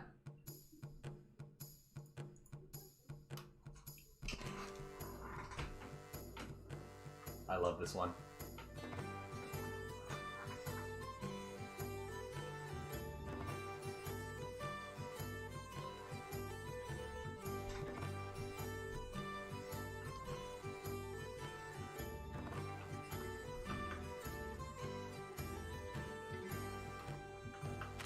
Let's Carol the Bells on repeat for an hour. You're hilarious. Okay, maybe for a little less than an hour, but yeah, I'll do Carol of the Bells next. Heck yeah, Carol of the Bells is great.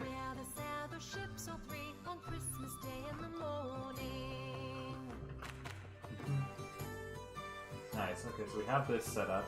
How's this looking camera angle wise?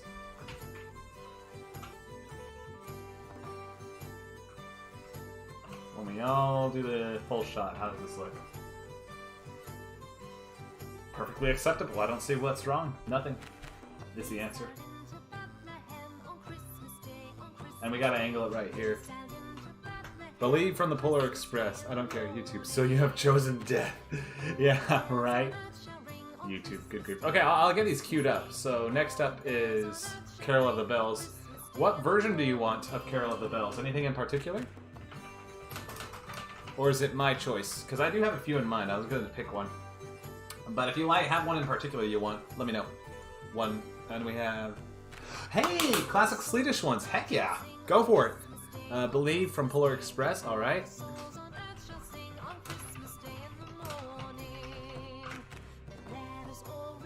And then I'll throw one of my own personal touches in there real quick.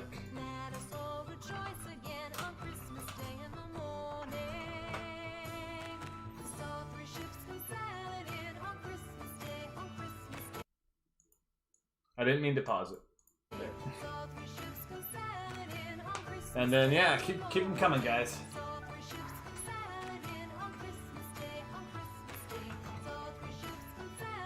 Any version I want? Alright, if that's the case, I got one in mind.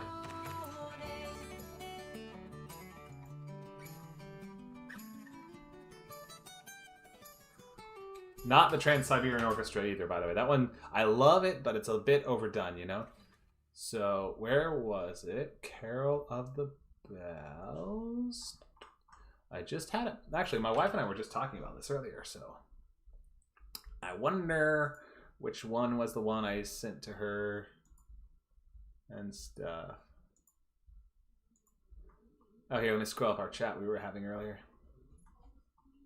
That was good, that was good, that was good, that was good.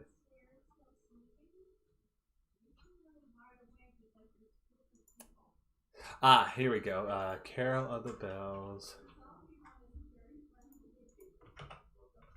Gary Hoey. This guy does a lot of cool covers of Christmas songs.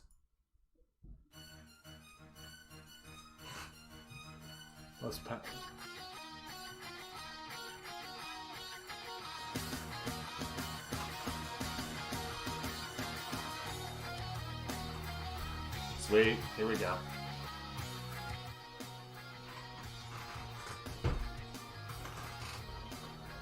Now back to work here. I gotta stop delaying.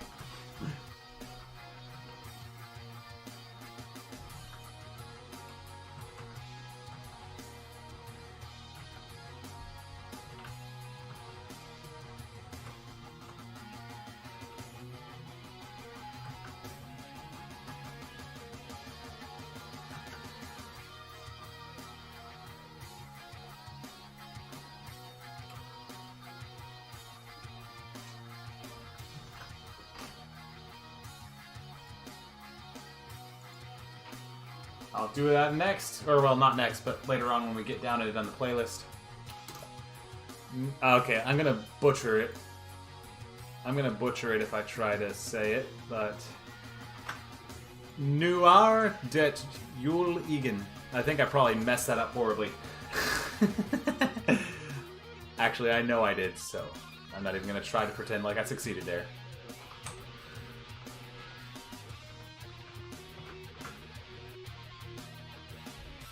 Cool, I have it pulled up though, so that'll be one we'll get down there eventually. Oh, and another one. Raven Raskar Overreisen. Okay, cool. I'm down for it.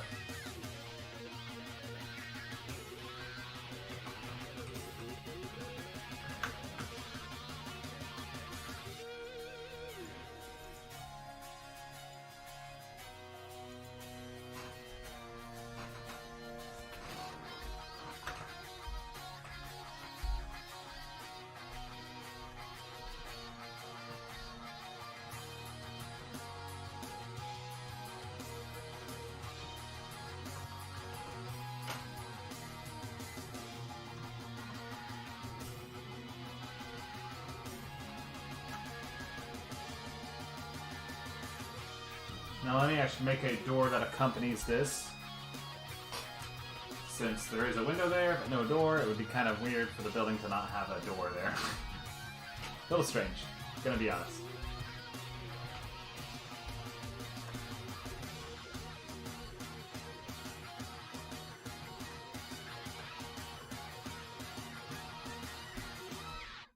Alright. I love that one. Next up on the list, we have Believe from the Polar Express. This is the one that's probably going to get the channel shut down for copyright. I don't doubt it. It's going to be a party.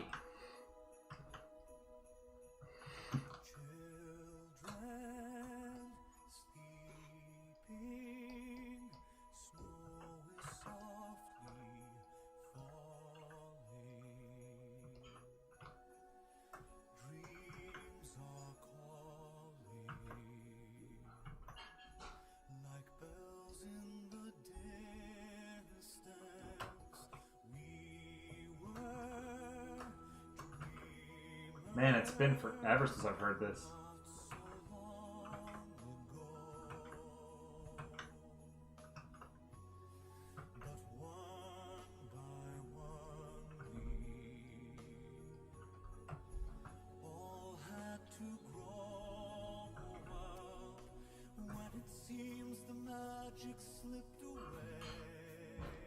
Let me move this.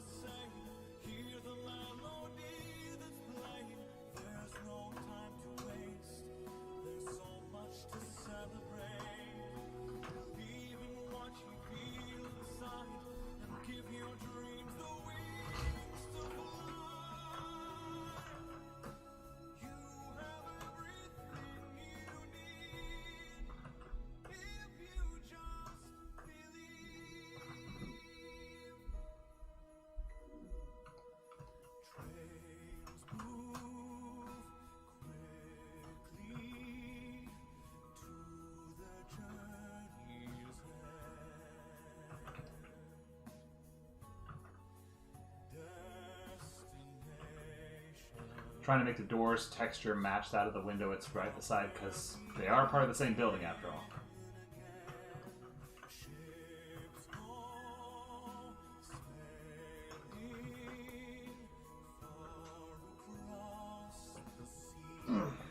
My back is sometimes stiff. What do we got here? Hi, Osea, that's cool. I'll let you know if anyone actually, if I find anyone who wants a Zim voice. Right now, all the projects I'm involved with, we already have people who are voicing the Zim. Another fun fact, only the lyrics and title of Care of the Bells of Copyright, the music itself is public domain. That I did know. I'm just curious about the performance of it. Each individual performance might be copyrighted. I love that the perspective you got from Zim jumping to Dib. You're so talented. Oh, thank you. You just made my day. Holy cow. I'm glad you think that. I like contributing to the Invader Zim fandom like this. I really do.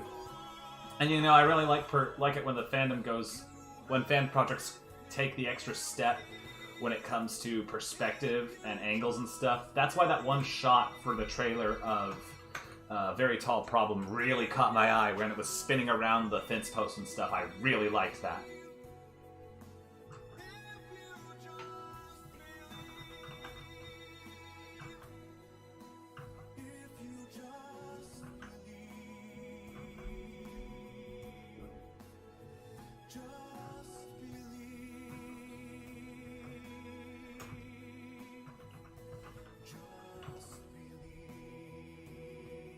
Just draw a door handle right here, first of all. There we go. Excellent. So, what now? Okay, so we have, let me see, what is the angle I have here? Do I have a better view of it? Yeah. Very Tall Problem did a trailer. Actually, earlier in the live stream, I watched it with everyone. Not sure what the heck's going on in the story. I mean, I'm not even sure if I would wind up liking the story per se. I mean, it might or might not be my thing. But I do like that they're actually doing it. It's actually really fun. Really haven't been keeping track of it. Me neither. But, I mean, that's really cool.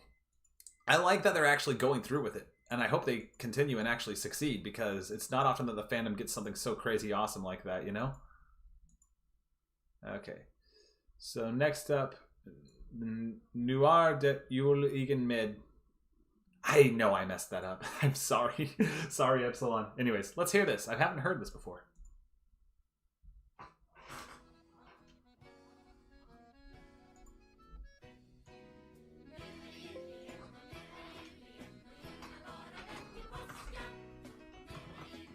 Ha!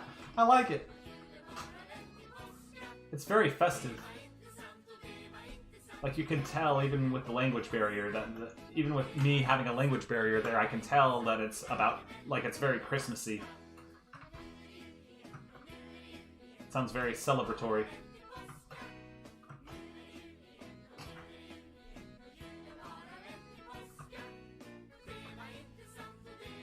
Thanks for sharing.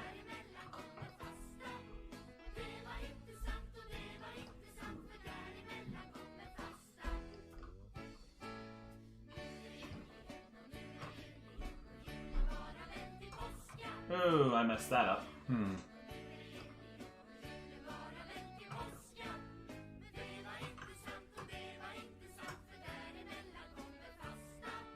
There we go.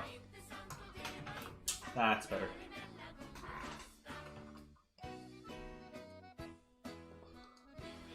Back to the live stream. I'm probably missing. Yeah.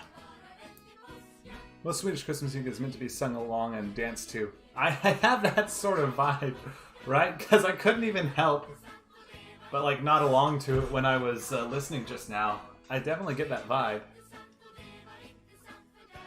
I was tempted to hum along too, except obviously I don't know the song. But yeah, it's very catchy, you know? It's very catchy. That's the word I'm thinking of.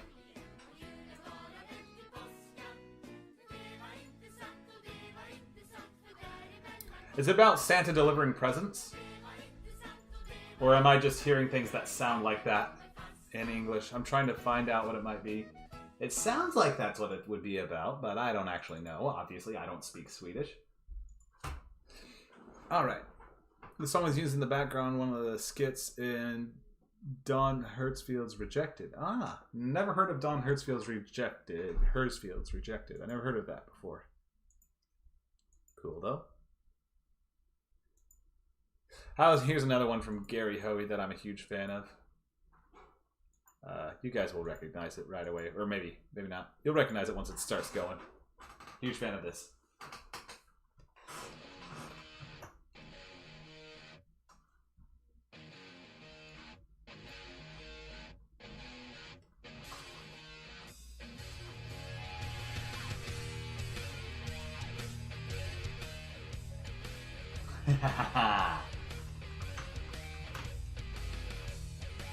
Yes, it is a Christmas song, I guarantee you. It doesn't sound like it, but it is.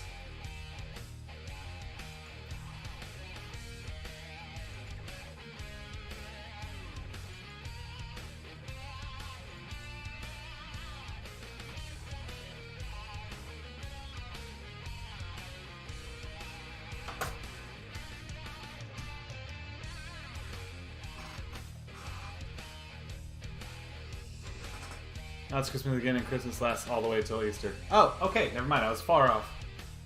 Cardline knew. Call PewDiePie right now and find what the song says. That's hilarious.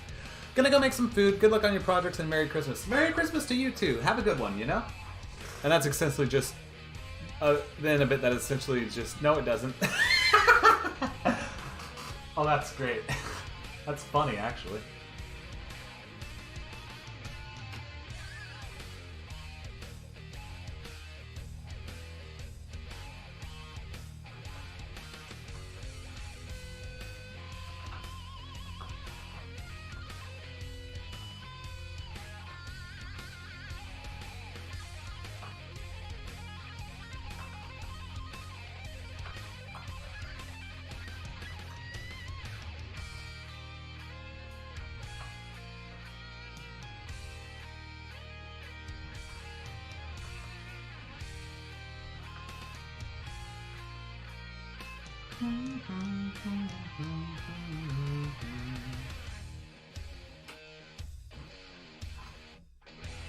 Okay, Santa wasn't a thing in Swedish culture till well into the 20th century.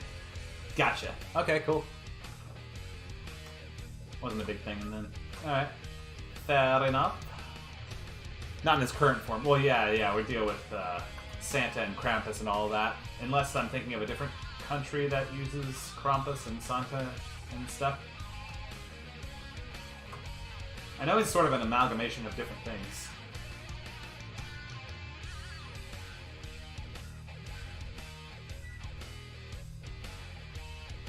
Now here's the thing. Altogether, the building doesn't look cohesive when you view it from the far back angle.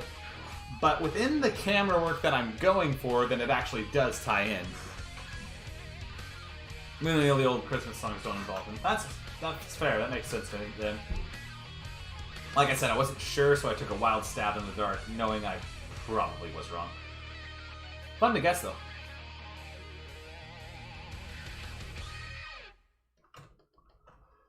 So we have this and this. And this spreading off to that side.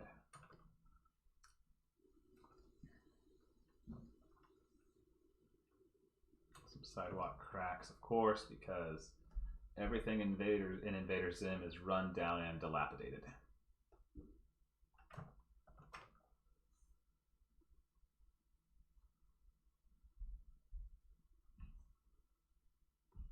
The reason I zoomed in on that frame right there is so that when we have the ending shot, it could be framing dib a little bit into it.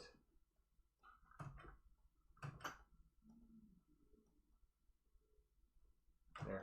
And I'll go back in and add some jagged pieces there. Krampus is Netherlands. Sweden had Christmas gnomes and Yule goats. Okay, thank you. Sorry about the mix-up, but yeah, thank you. That clarifies it. Christmas gnomes. Haven't heard of Christmas gnomes. I have heard of the Yule goats, though. A little bit. Not a lot. Not enough to actually be anywhere close to authoritative. What's up with the Christmas gnomes? Tell me about it while I play a song that you sent me.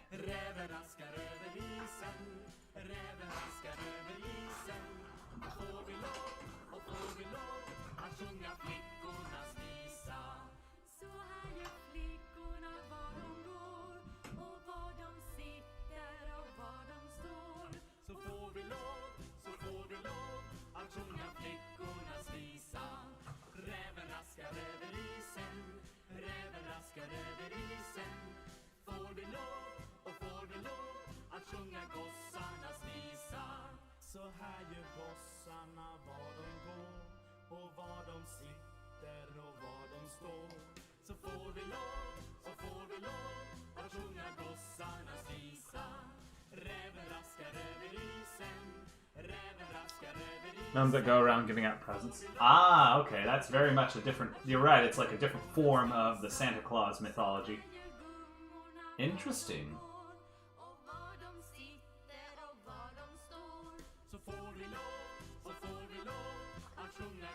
So is that the tradition in Sweden where, you know, it's the quote-unquote, it's the gnomes who drop off the presents in the household? Is it underneath a Christmas tree? Or is that a separate, is it like there is a separate place where the presents are usually placed? I gotta redo that.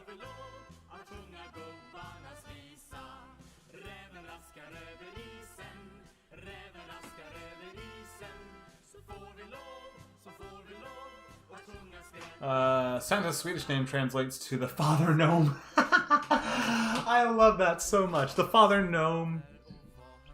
And essentially taking place of the elves, right? Or just the gnome, but that quickly gets confusing. Oh, I can imagine, right? Because if you're dealing with one person called gnome, one character called that, and then several others that are also called that, but they're different because they are actually gnomes. Yeah, I can see how quickly that would get confusing. So, Father Gnome it is. Sweet.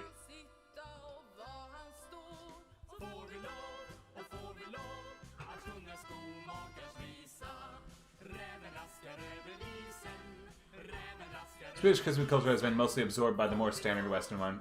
Okay, fair enough. Makes sense, but I was just kind of curious about how much of it had been.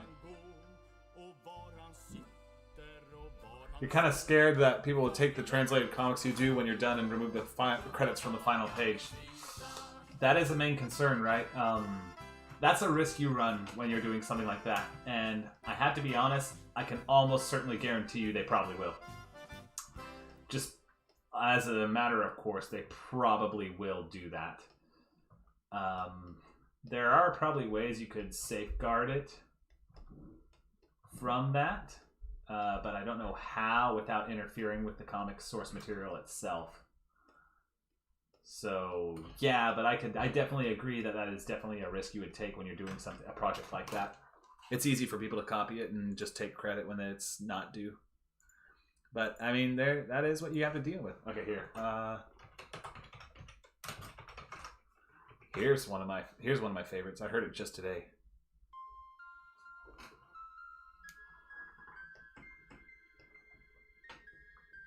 I love the Scandroid's cover of Hark the Herald Angels Sing, and it's just so cool in a minor key. I love it when people take songs and put them, like major key songs, into minor keys. Oh, it sounds so awesome.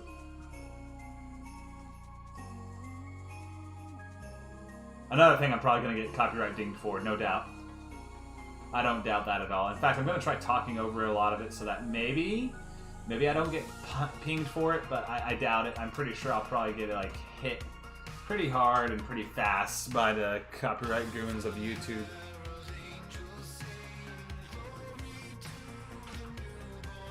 Whatever, it's fine. I'll just keep talking and stuff. I don't know what I'm doing here. Whatever. Alright.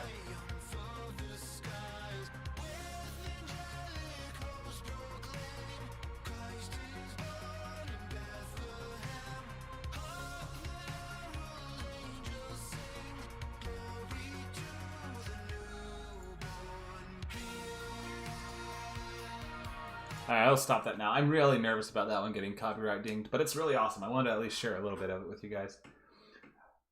So it's still the capital G gnome that comes out and puts presents under the tree, but he's usually depicted walking from house to house instead of from going down the chimney. Okay, so he has a normal, sane way of delivering presents instead of Santa Claus's suicidal plunge down everyone's chimneys.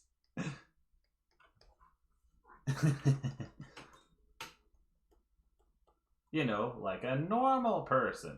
You know, you go to the house, you open the door, put the presents in, bada bing, bada boom.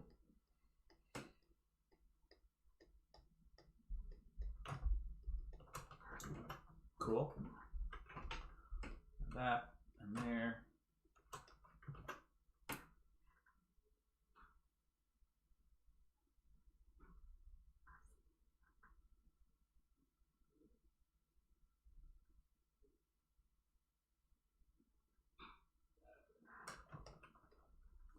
So there's going to be another lamppost right here too. Actually, I might as well just draw that in. Let me find where the other one looks like for reference. Alright, what do we got here? Here we go. Gotta remember what I draw. If this were a if this was a more professional production, I would just have a concept art sheet pulled up or a reference sheet or something, but I don't. This isn't, and this is what we're doing. So yeah, let's just draw a lamppost like that. I had them jutting out the sides of the buildings.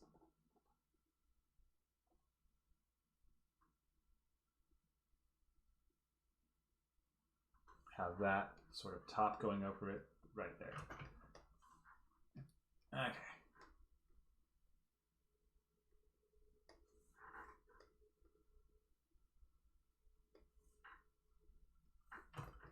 And there we go. I'll have to patch that up here in a second. I'll get more Christmas music here in a second.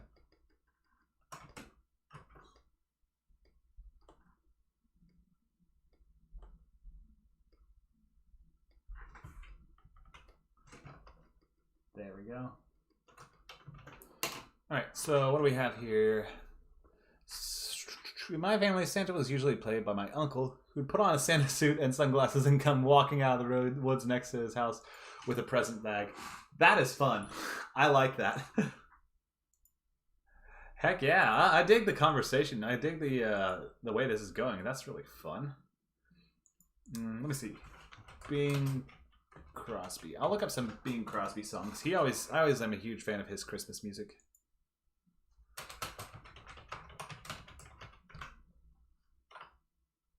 Actually, didn't he do Oh Holy Night? Oh my gosh, this is my favorite Christmas song of all time.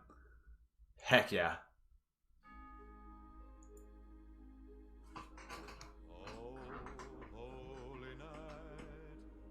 The stars are brightly shining. Oh, I love this song. Okay, back to work, Stanley. Long lay the world in sin and error pining till he appeared, and the soul felt its worth. The thrill of hope, the weary world rejoices, for yonder breaks a new and glorious morn. Fall on your knees, oh, hear the angel voices, oh,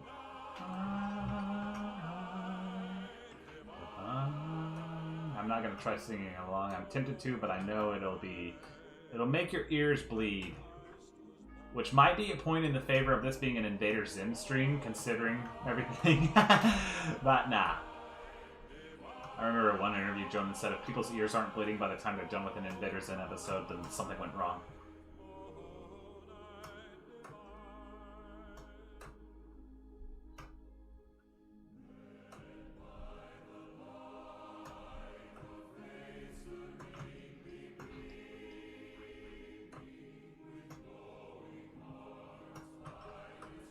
Epsilon, how's your War of the Worlds project going, by the way?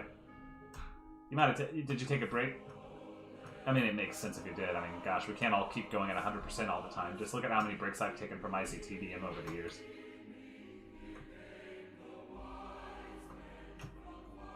But anyways, just curious.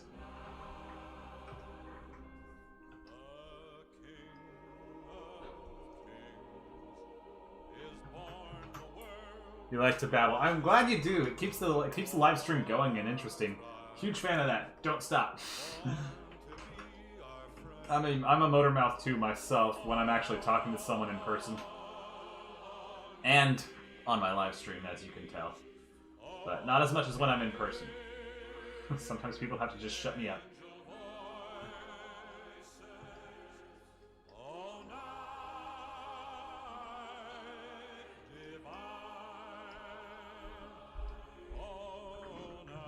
Project's progressing slowly but surely. That's all you can ask for, really, right? Slowly but surely.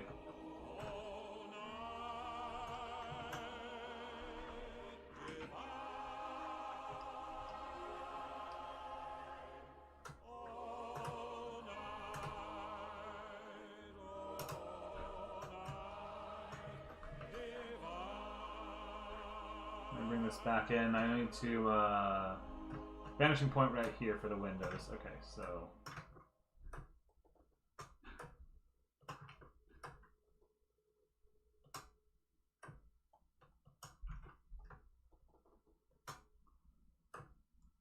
there. Oh no. Can't have that mess up. There and there. All right, good enough for a background detail that we're not going to see much of. Oh, don't crash on me. Please don't crash on me. That's why I'm in the habit of saving, though. Goodness gracious. Okay. Minor Roebuck with an inconsistency you noticed in your concept art. Lay it out. What's the inconsistency you've noticed?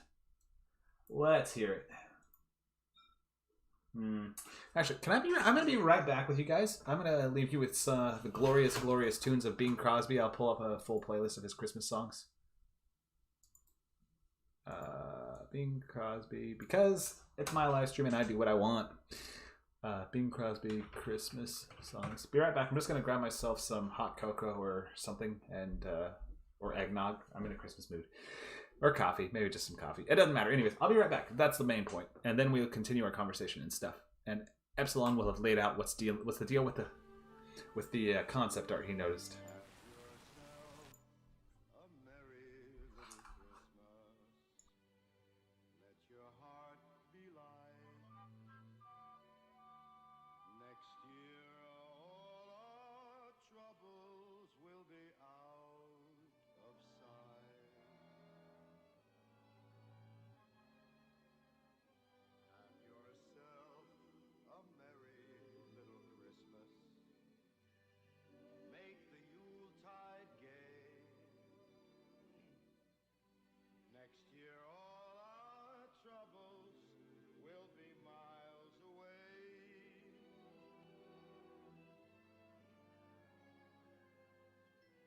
Once again, as in olden days, happy golden days of yore. Faithful friends who were near to us will be dear to us once more. Someday soon, we all will be together if the fates allow. Until then, we'll have to negotiate. I have returned, my children. Okay, so what do we got? If you look at the preview, you can see the cylinder land going just 90 degrees straight down. Oh, so sad. My Photoshop froze for a second. Yeah, I hate when that happens. But in the concept art and the script, the cylinder seems to have landed at roughly a 45-degree angle. Doesn't really add up. You rethink the visuals. You could. Let me ask you this: is it supposed to be at 45, but at first it's 90? Could you have a short shot you interject where the cylinder just it landed at that angle, at the 90-degree angle, and it's sort of just the weight of it shifts and it just slides down to a 45-degree angle, like after the fact, like it settles at that? Would that be possible to reconcile it? And then you don't have to do too much in the way of changing. Toys in every store, but the prettiest sight I guess that depends on the timing of it, though. Like what shots wind up where. on your own front door. A pair of hop-along boots, a pistol that shoots, a wish of Barney and Ben. What the heck is this? We'll talk and go for a walk in the hope of Janice and Jen. And Mom and Dad can hardly wait for Who? Yeah, this is terrible. Who the heck is singing this? Gosh. Someone interjected their own stuff into this. I didn't want that. I just wanted a normal Christmas album of some classic jazz is all. Anyways, that might be possible. Yeah, just... It might not be 100% accurate to the book necessarily, but we all make creative concessions like you even mentioned earlier. And it might make it work, you know? Plus it'd give you a chance for a dramatic shot of this giant cylinder just shifting a little, just to add an emphasis to how much weight it has. Anyways, back to the work here.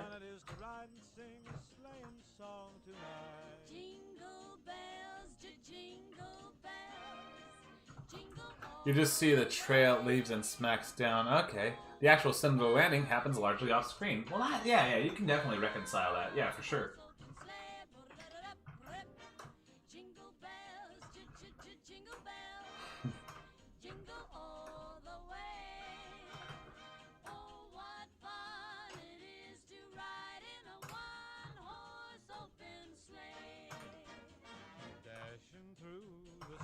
Oh, by the way, I grabbed eggnog in case anyone's curious what I wound up grabbing. It was eggnog.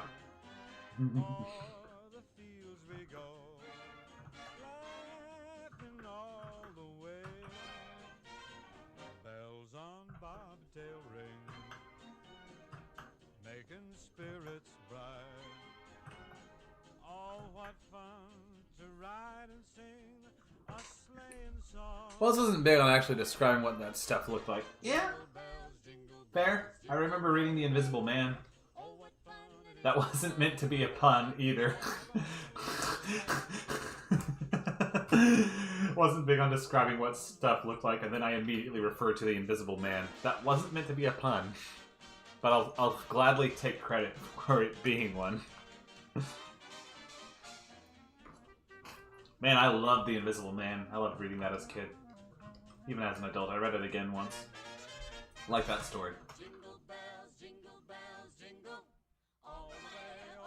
Makes for a good sort of crime thriller almost. You know, a very, well, not crime thriller, but like a thriller, suspenseful story.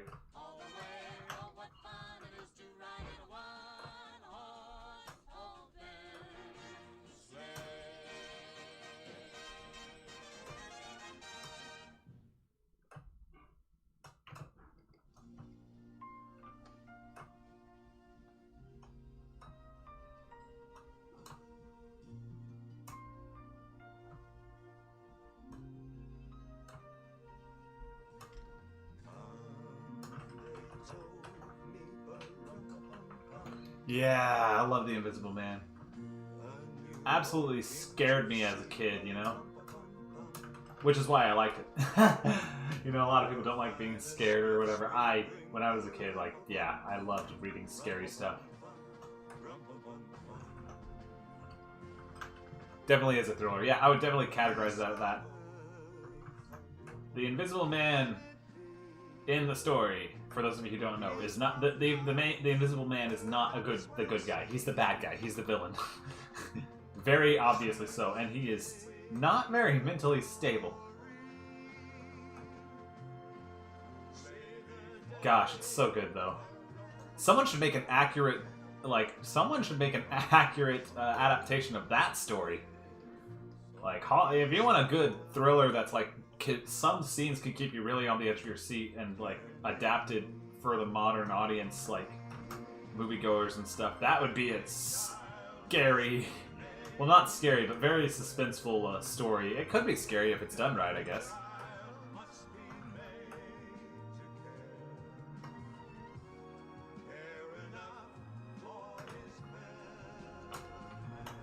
Okay. Funny the first time around? Fair enough.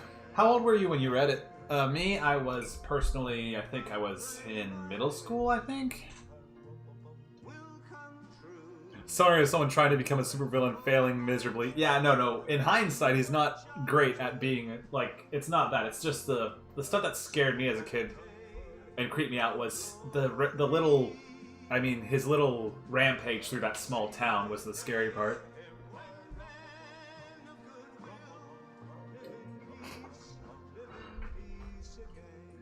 He's not very good at being a supervillain. You're right. He's terrible at it. But if it was like, you know, if the sensibilities were updated for a modern audience or something, I could see it being really creepy. Or at least suspenseful. Well, I'm going to continue translating at maximum concentration because I have to redraw a whole background and put text in Spanish, so I think I'll go. Thank you very much for the conversation to pass time. Good luck to all. Bye. Good luck to you too. Goodbye. And yeah, that would make sense. 16 years old. That would put it in perspective. Me, I was probably like 13 or 14, maybe even 12.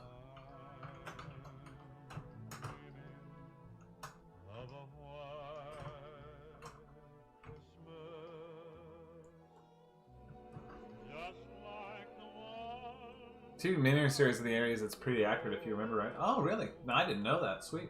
I might check that out sometime.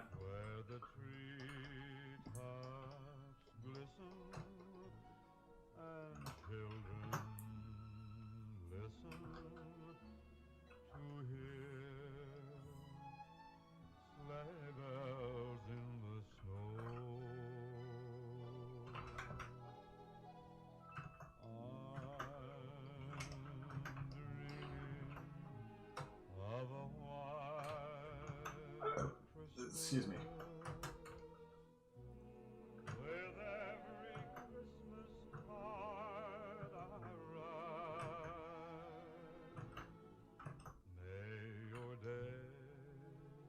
There's also a radio drama by Big Finish Productions with John Hurt as Griffin. That's really good. Ooh, yeah. I bet that radio drama, John Hurt. Oh gosh, he'd be good.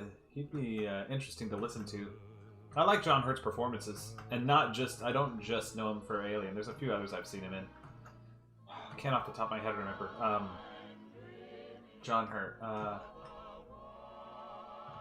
John Hurt. What else have I seen him in? I know I have. I'm picturing his face right now.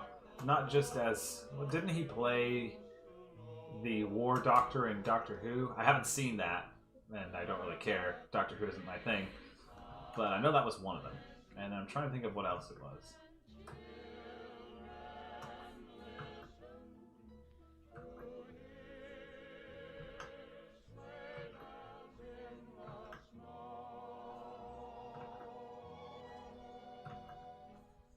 Ah.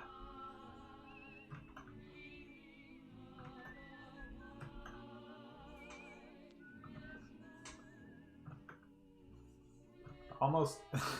Oh, hey, is that it? No. Okay, that's it. I'm going to approach it from a different angle.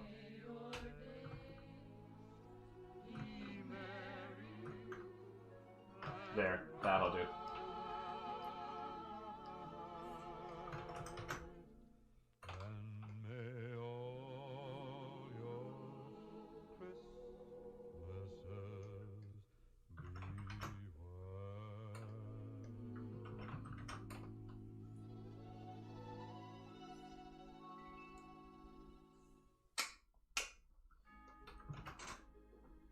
Villain for V for Vendetta. Thank you. Yes, he was, wasn't he? Yes, that's right. Invisible Man was the last things John Hurt did in before he died. He died while they were editing it. Man, so it was pretty recent, actually. Fairly recent, yeah. He's the guy that dies as first alien. Yeah, I recognized him from that, yeah. That was what I knew him from. But I also remember him from a few other things.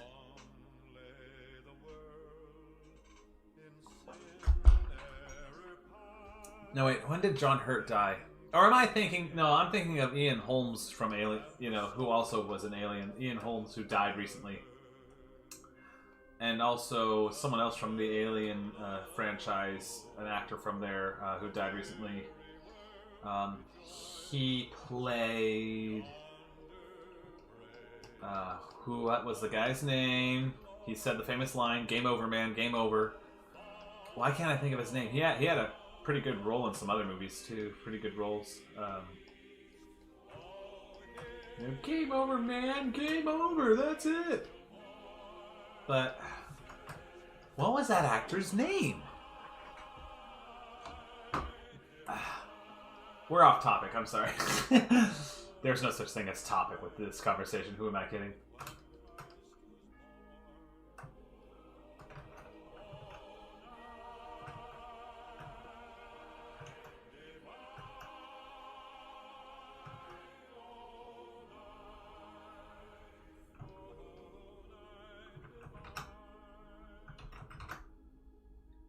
Oh, this song again. Ha! Just now realized they're playing it again.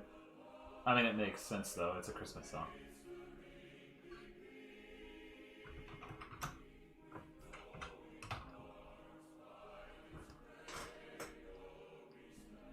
Now, what was it? The drama is from 2017. Yeah, I knew it was recent. Okay, so he did die recently. John Hurt did die recently. So did Ian Holmes, and so did...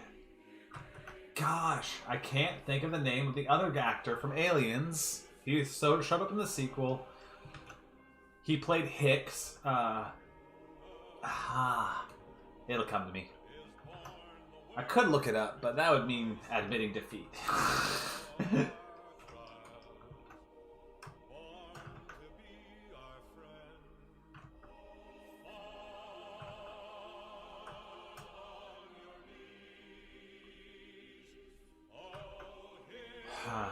That's gonna bug me.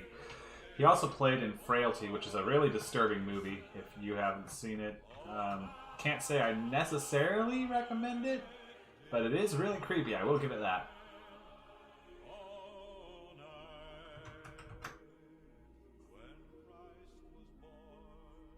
Now, what was his name? Ian Holmes died recently. He also played Bilbo, by the way. Ian Holmes did. John Hurt died recently. And this other guy, whose name escapes me... Don't keep a track of the actors in it. Dang it. Okay, so what was it? Well, at least you won't be able to beat me to the punch. I'll try to think of it. But it's just weird because there's like a brief period there where, like, to me it seemed like a lot of the main cast from the Alien franchise, like, boom, dead, one after another. Let it snow, let it snow, let it snow. Doesn't show signs of stopping.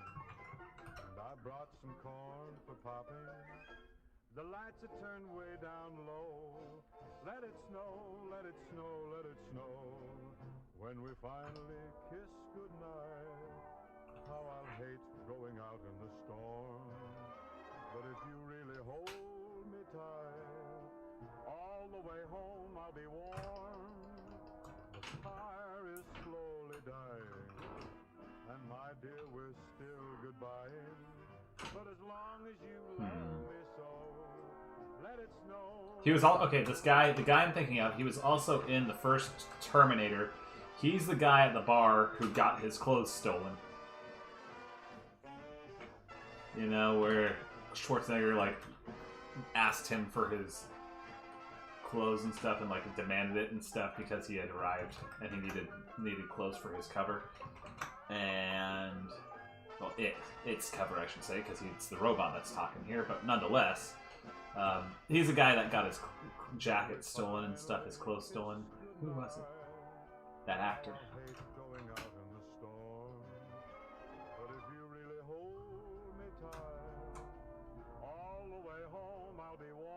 Whatever. I can't think of it right now. My dear, we're still goodbying. But as long as you love me so, let it snow, let it snow, let it snow. Let it snow. There we go. Cool. Let's see here.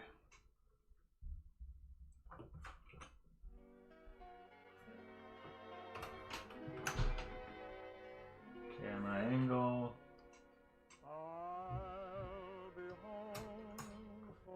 How's this looking? I like how that looks. Okay. Let me just give up and look up that guy's name. Who played Hicks? Aliens. Oh, not Hicks. Who was it? Who played... That wasn't Hicks. What was the guy's name of the character? Okay. Aliens. Cast. Let's just see. Bill Paxton. It was Bill Paxton. That's who it was. He died recently, too. Okay, yeah. Anyways. Neither here nor there. That was gonna bug me all night unless I looked it up.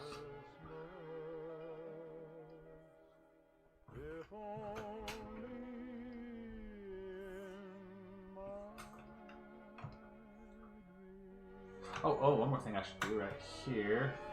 Get the trash can thing sorted out.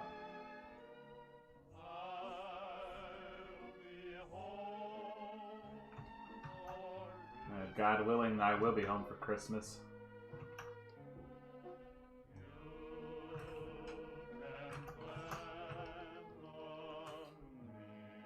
Man, I hope so. All right.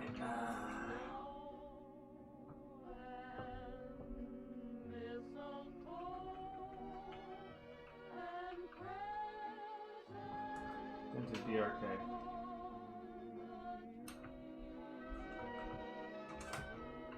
Gosh, there we go.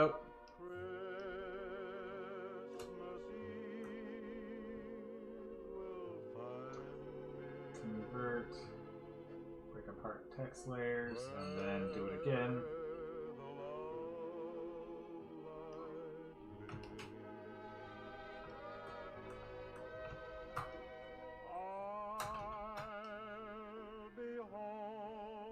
Oh, I need to break apart text layers again. Okay. There we go.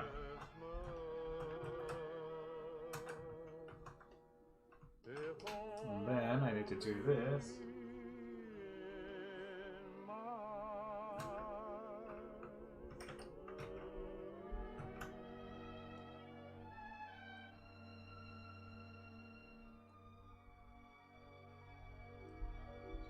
is what I did for the rest of the shots.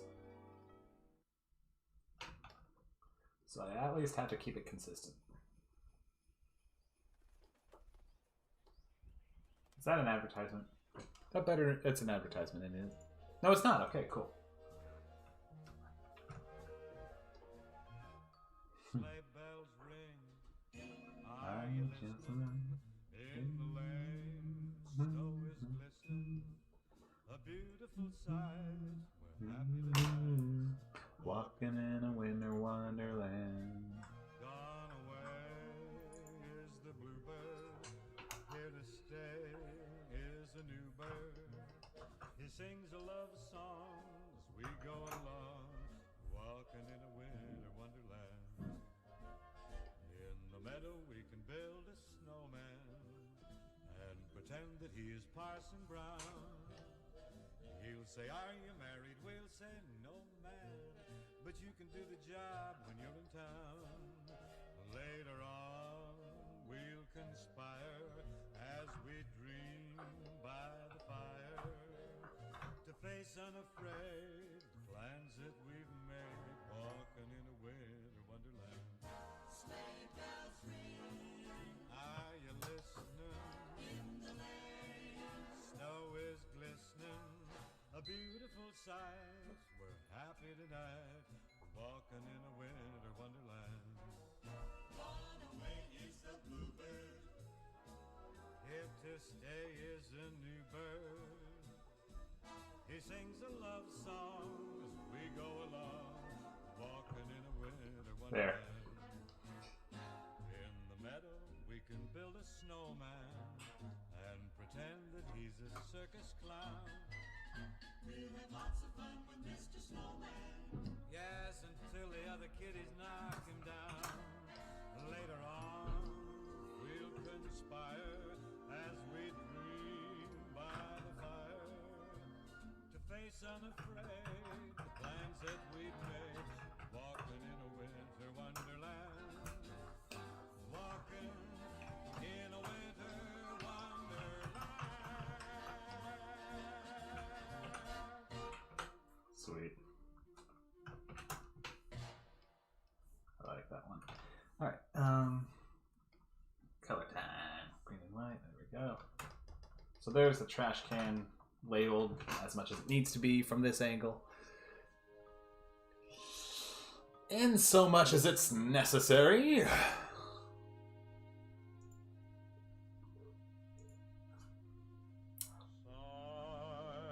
Let me find the reference image for the trash can again.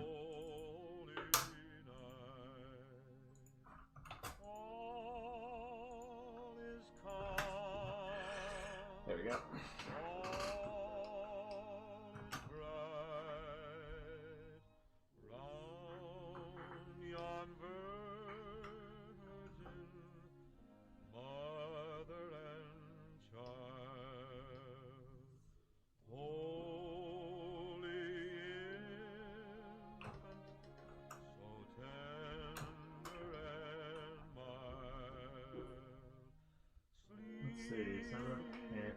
Get the flats colored real quick, just to have it end on a good note.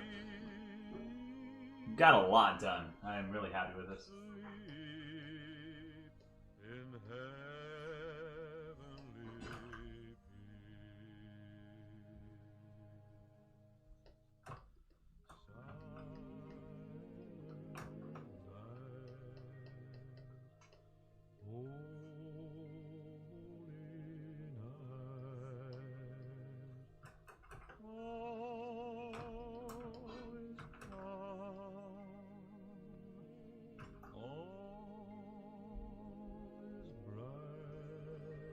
Let's have cement attack.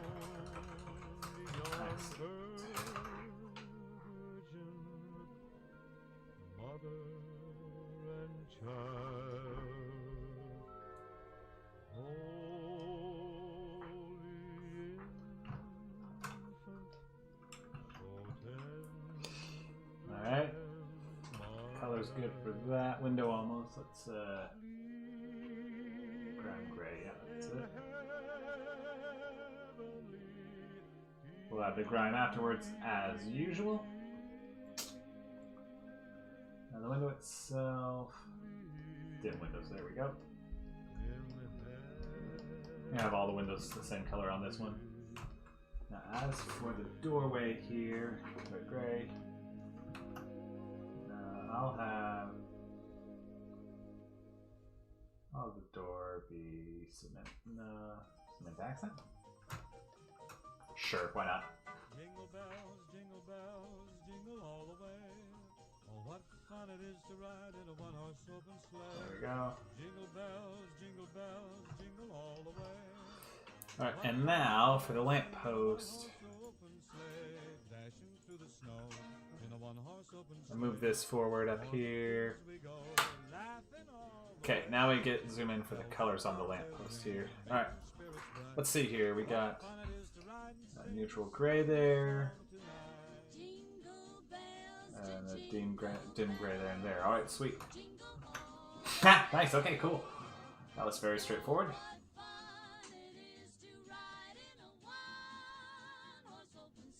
Okay, cool. I mean, what more can you ask for? That's an excellent breakdown of the shot. I think the last thing I'm going to do before I call it for this session and stuff, and see you guys next year, probably, unless I get the time to do a last-minute live stream at some point. I'll just go ahead and spot the sidewalk with those pock marks.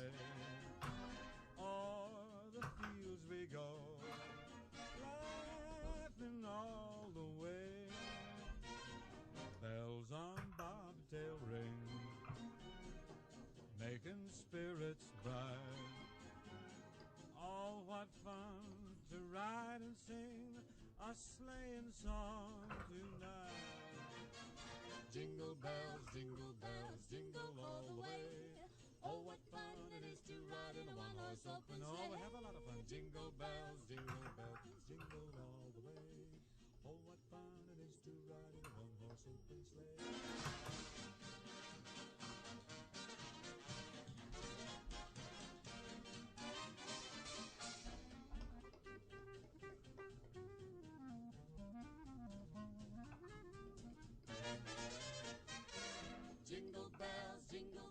Jingle all the way. Oh, what fun it is to ride in a one-horse open sleigh. Jingle bells, jingle all the way.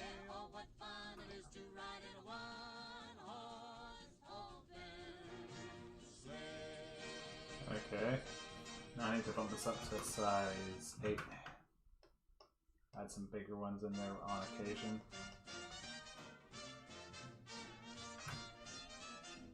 Better watch out, you better not cry, you better not pout, I'm telling you why. Santa And I'll have some smaller ones here. And scatter them around there. Let's start with level 5 marks right across this building here.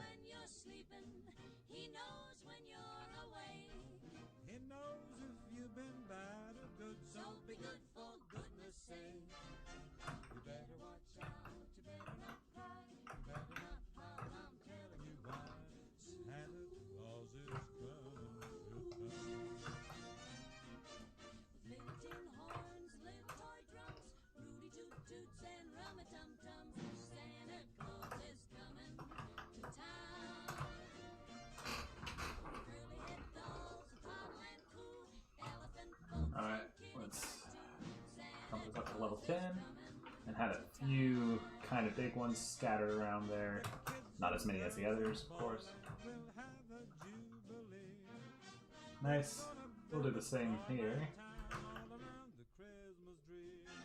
You better watch out. You better not cry. You better not pout. I'm telling you why.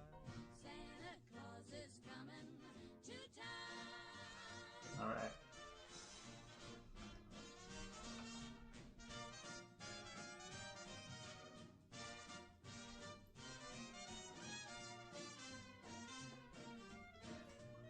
Okay, 5, boom, boom, boom, boom, boom, boom, boom, boom. Making all my marks. He sees you when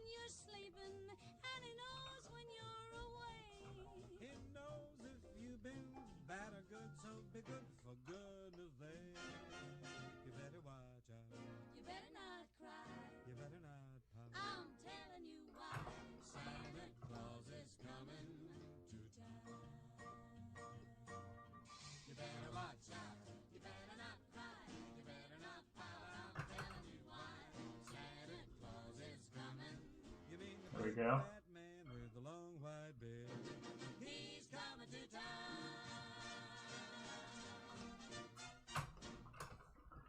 Okay, and then let's drop in some minor details here along the, oh, maybe that's too thick.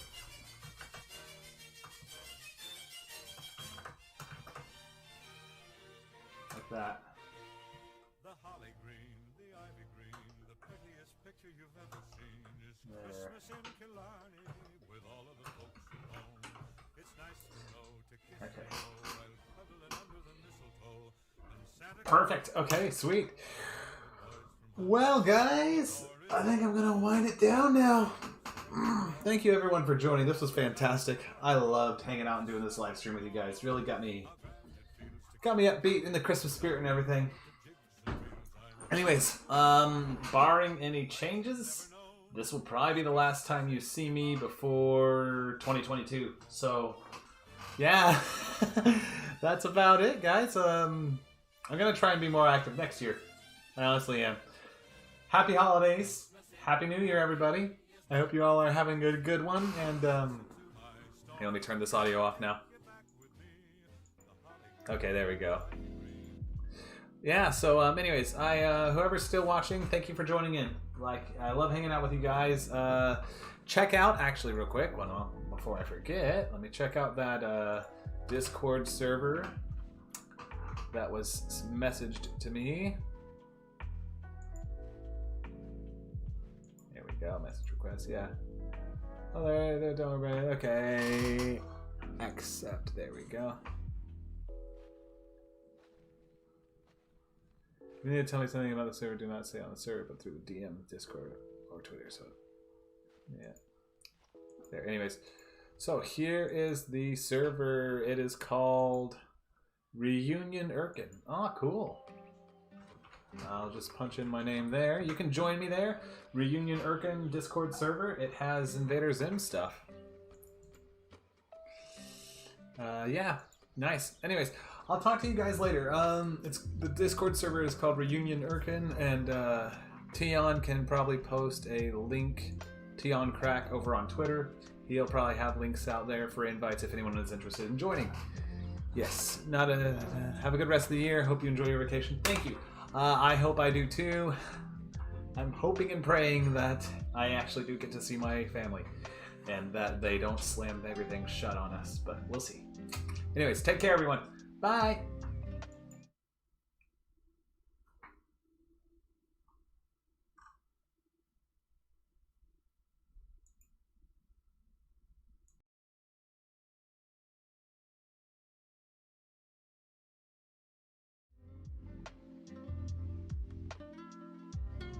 I did it again. I did it again where I went to the wrong outro. Am I ever going to go to the right one? Am I ever going to click the right one the first time? Or is that just going to be a running joke on my channel forever? Anyways, bye guys.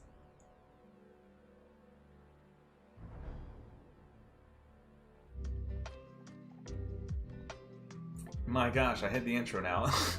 Where is the outro? It's called end. Okay, that's why it's throwing me off. Okay, duh, Stanley, rename the darn thing. Can I? Okay. IZ outro. Thank you. Now it'll be easier for me to find. Okay, bye guys.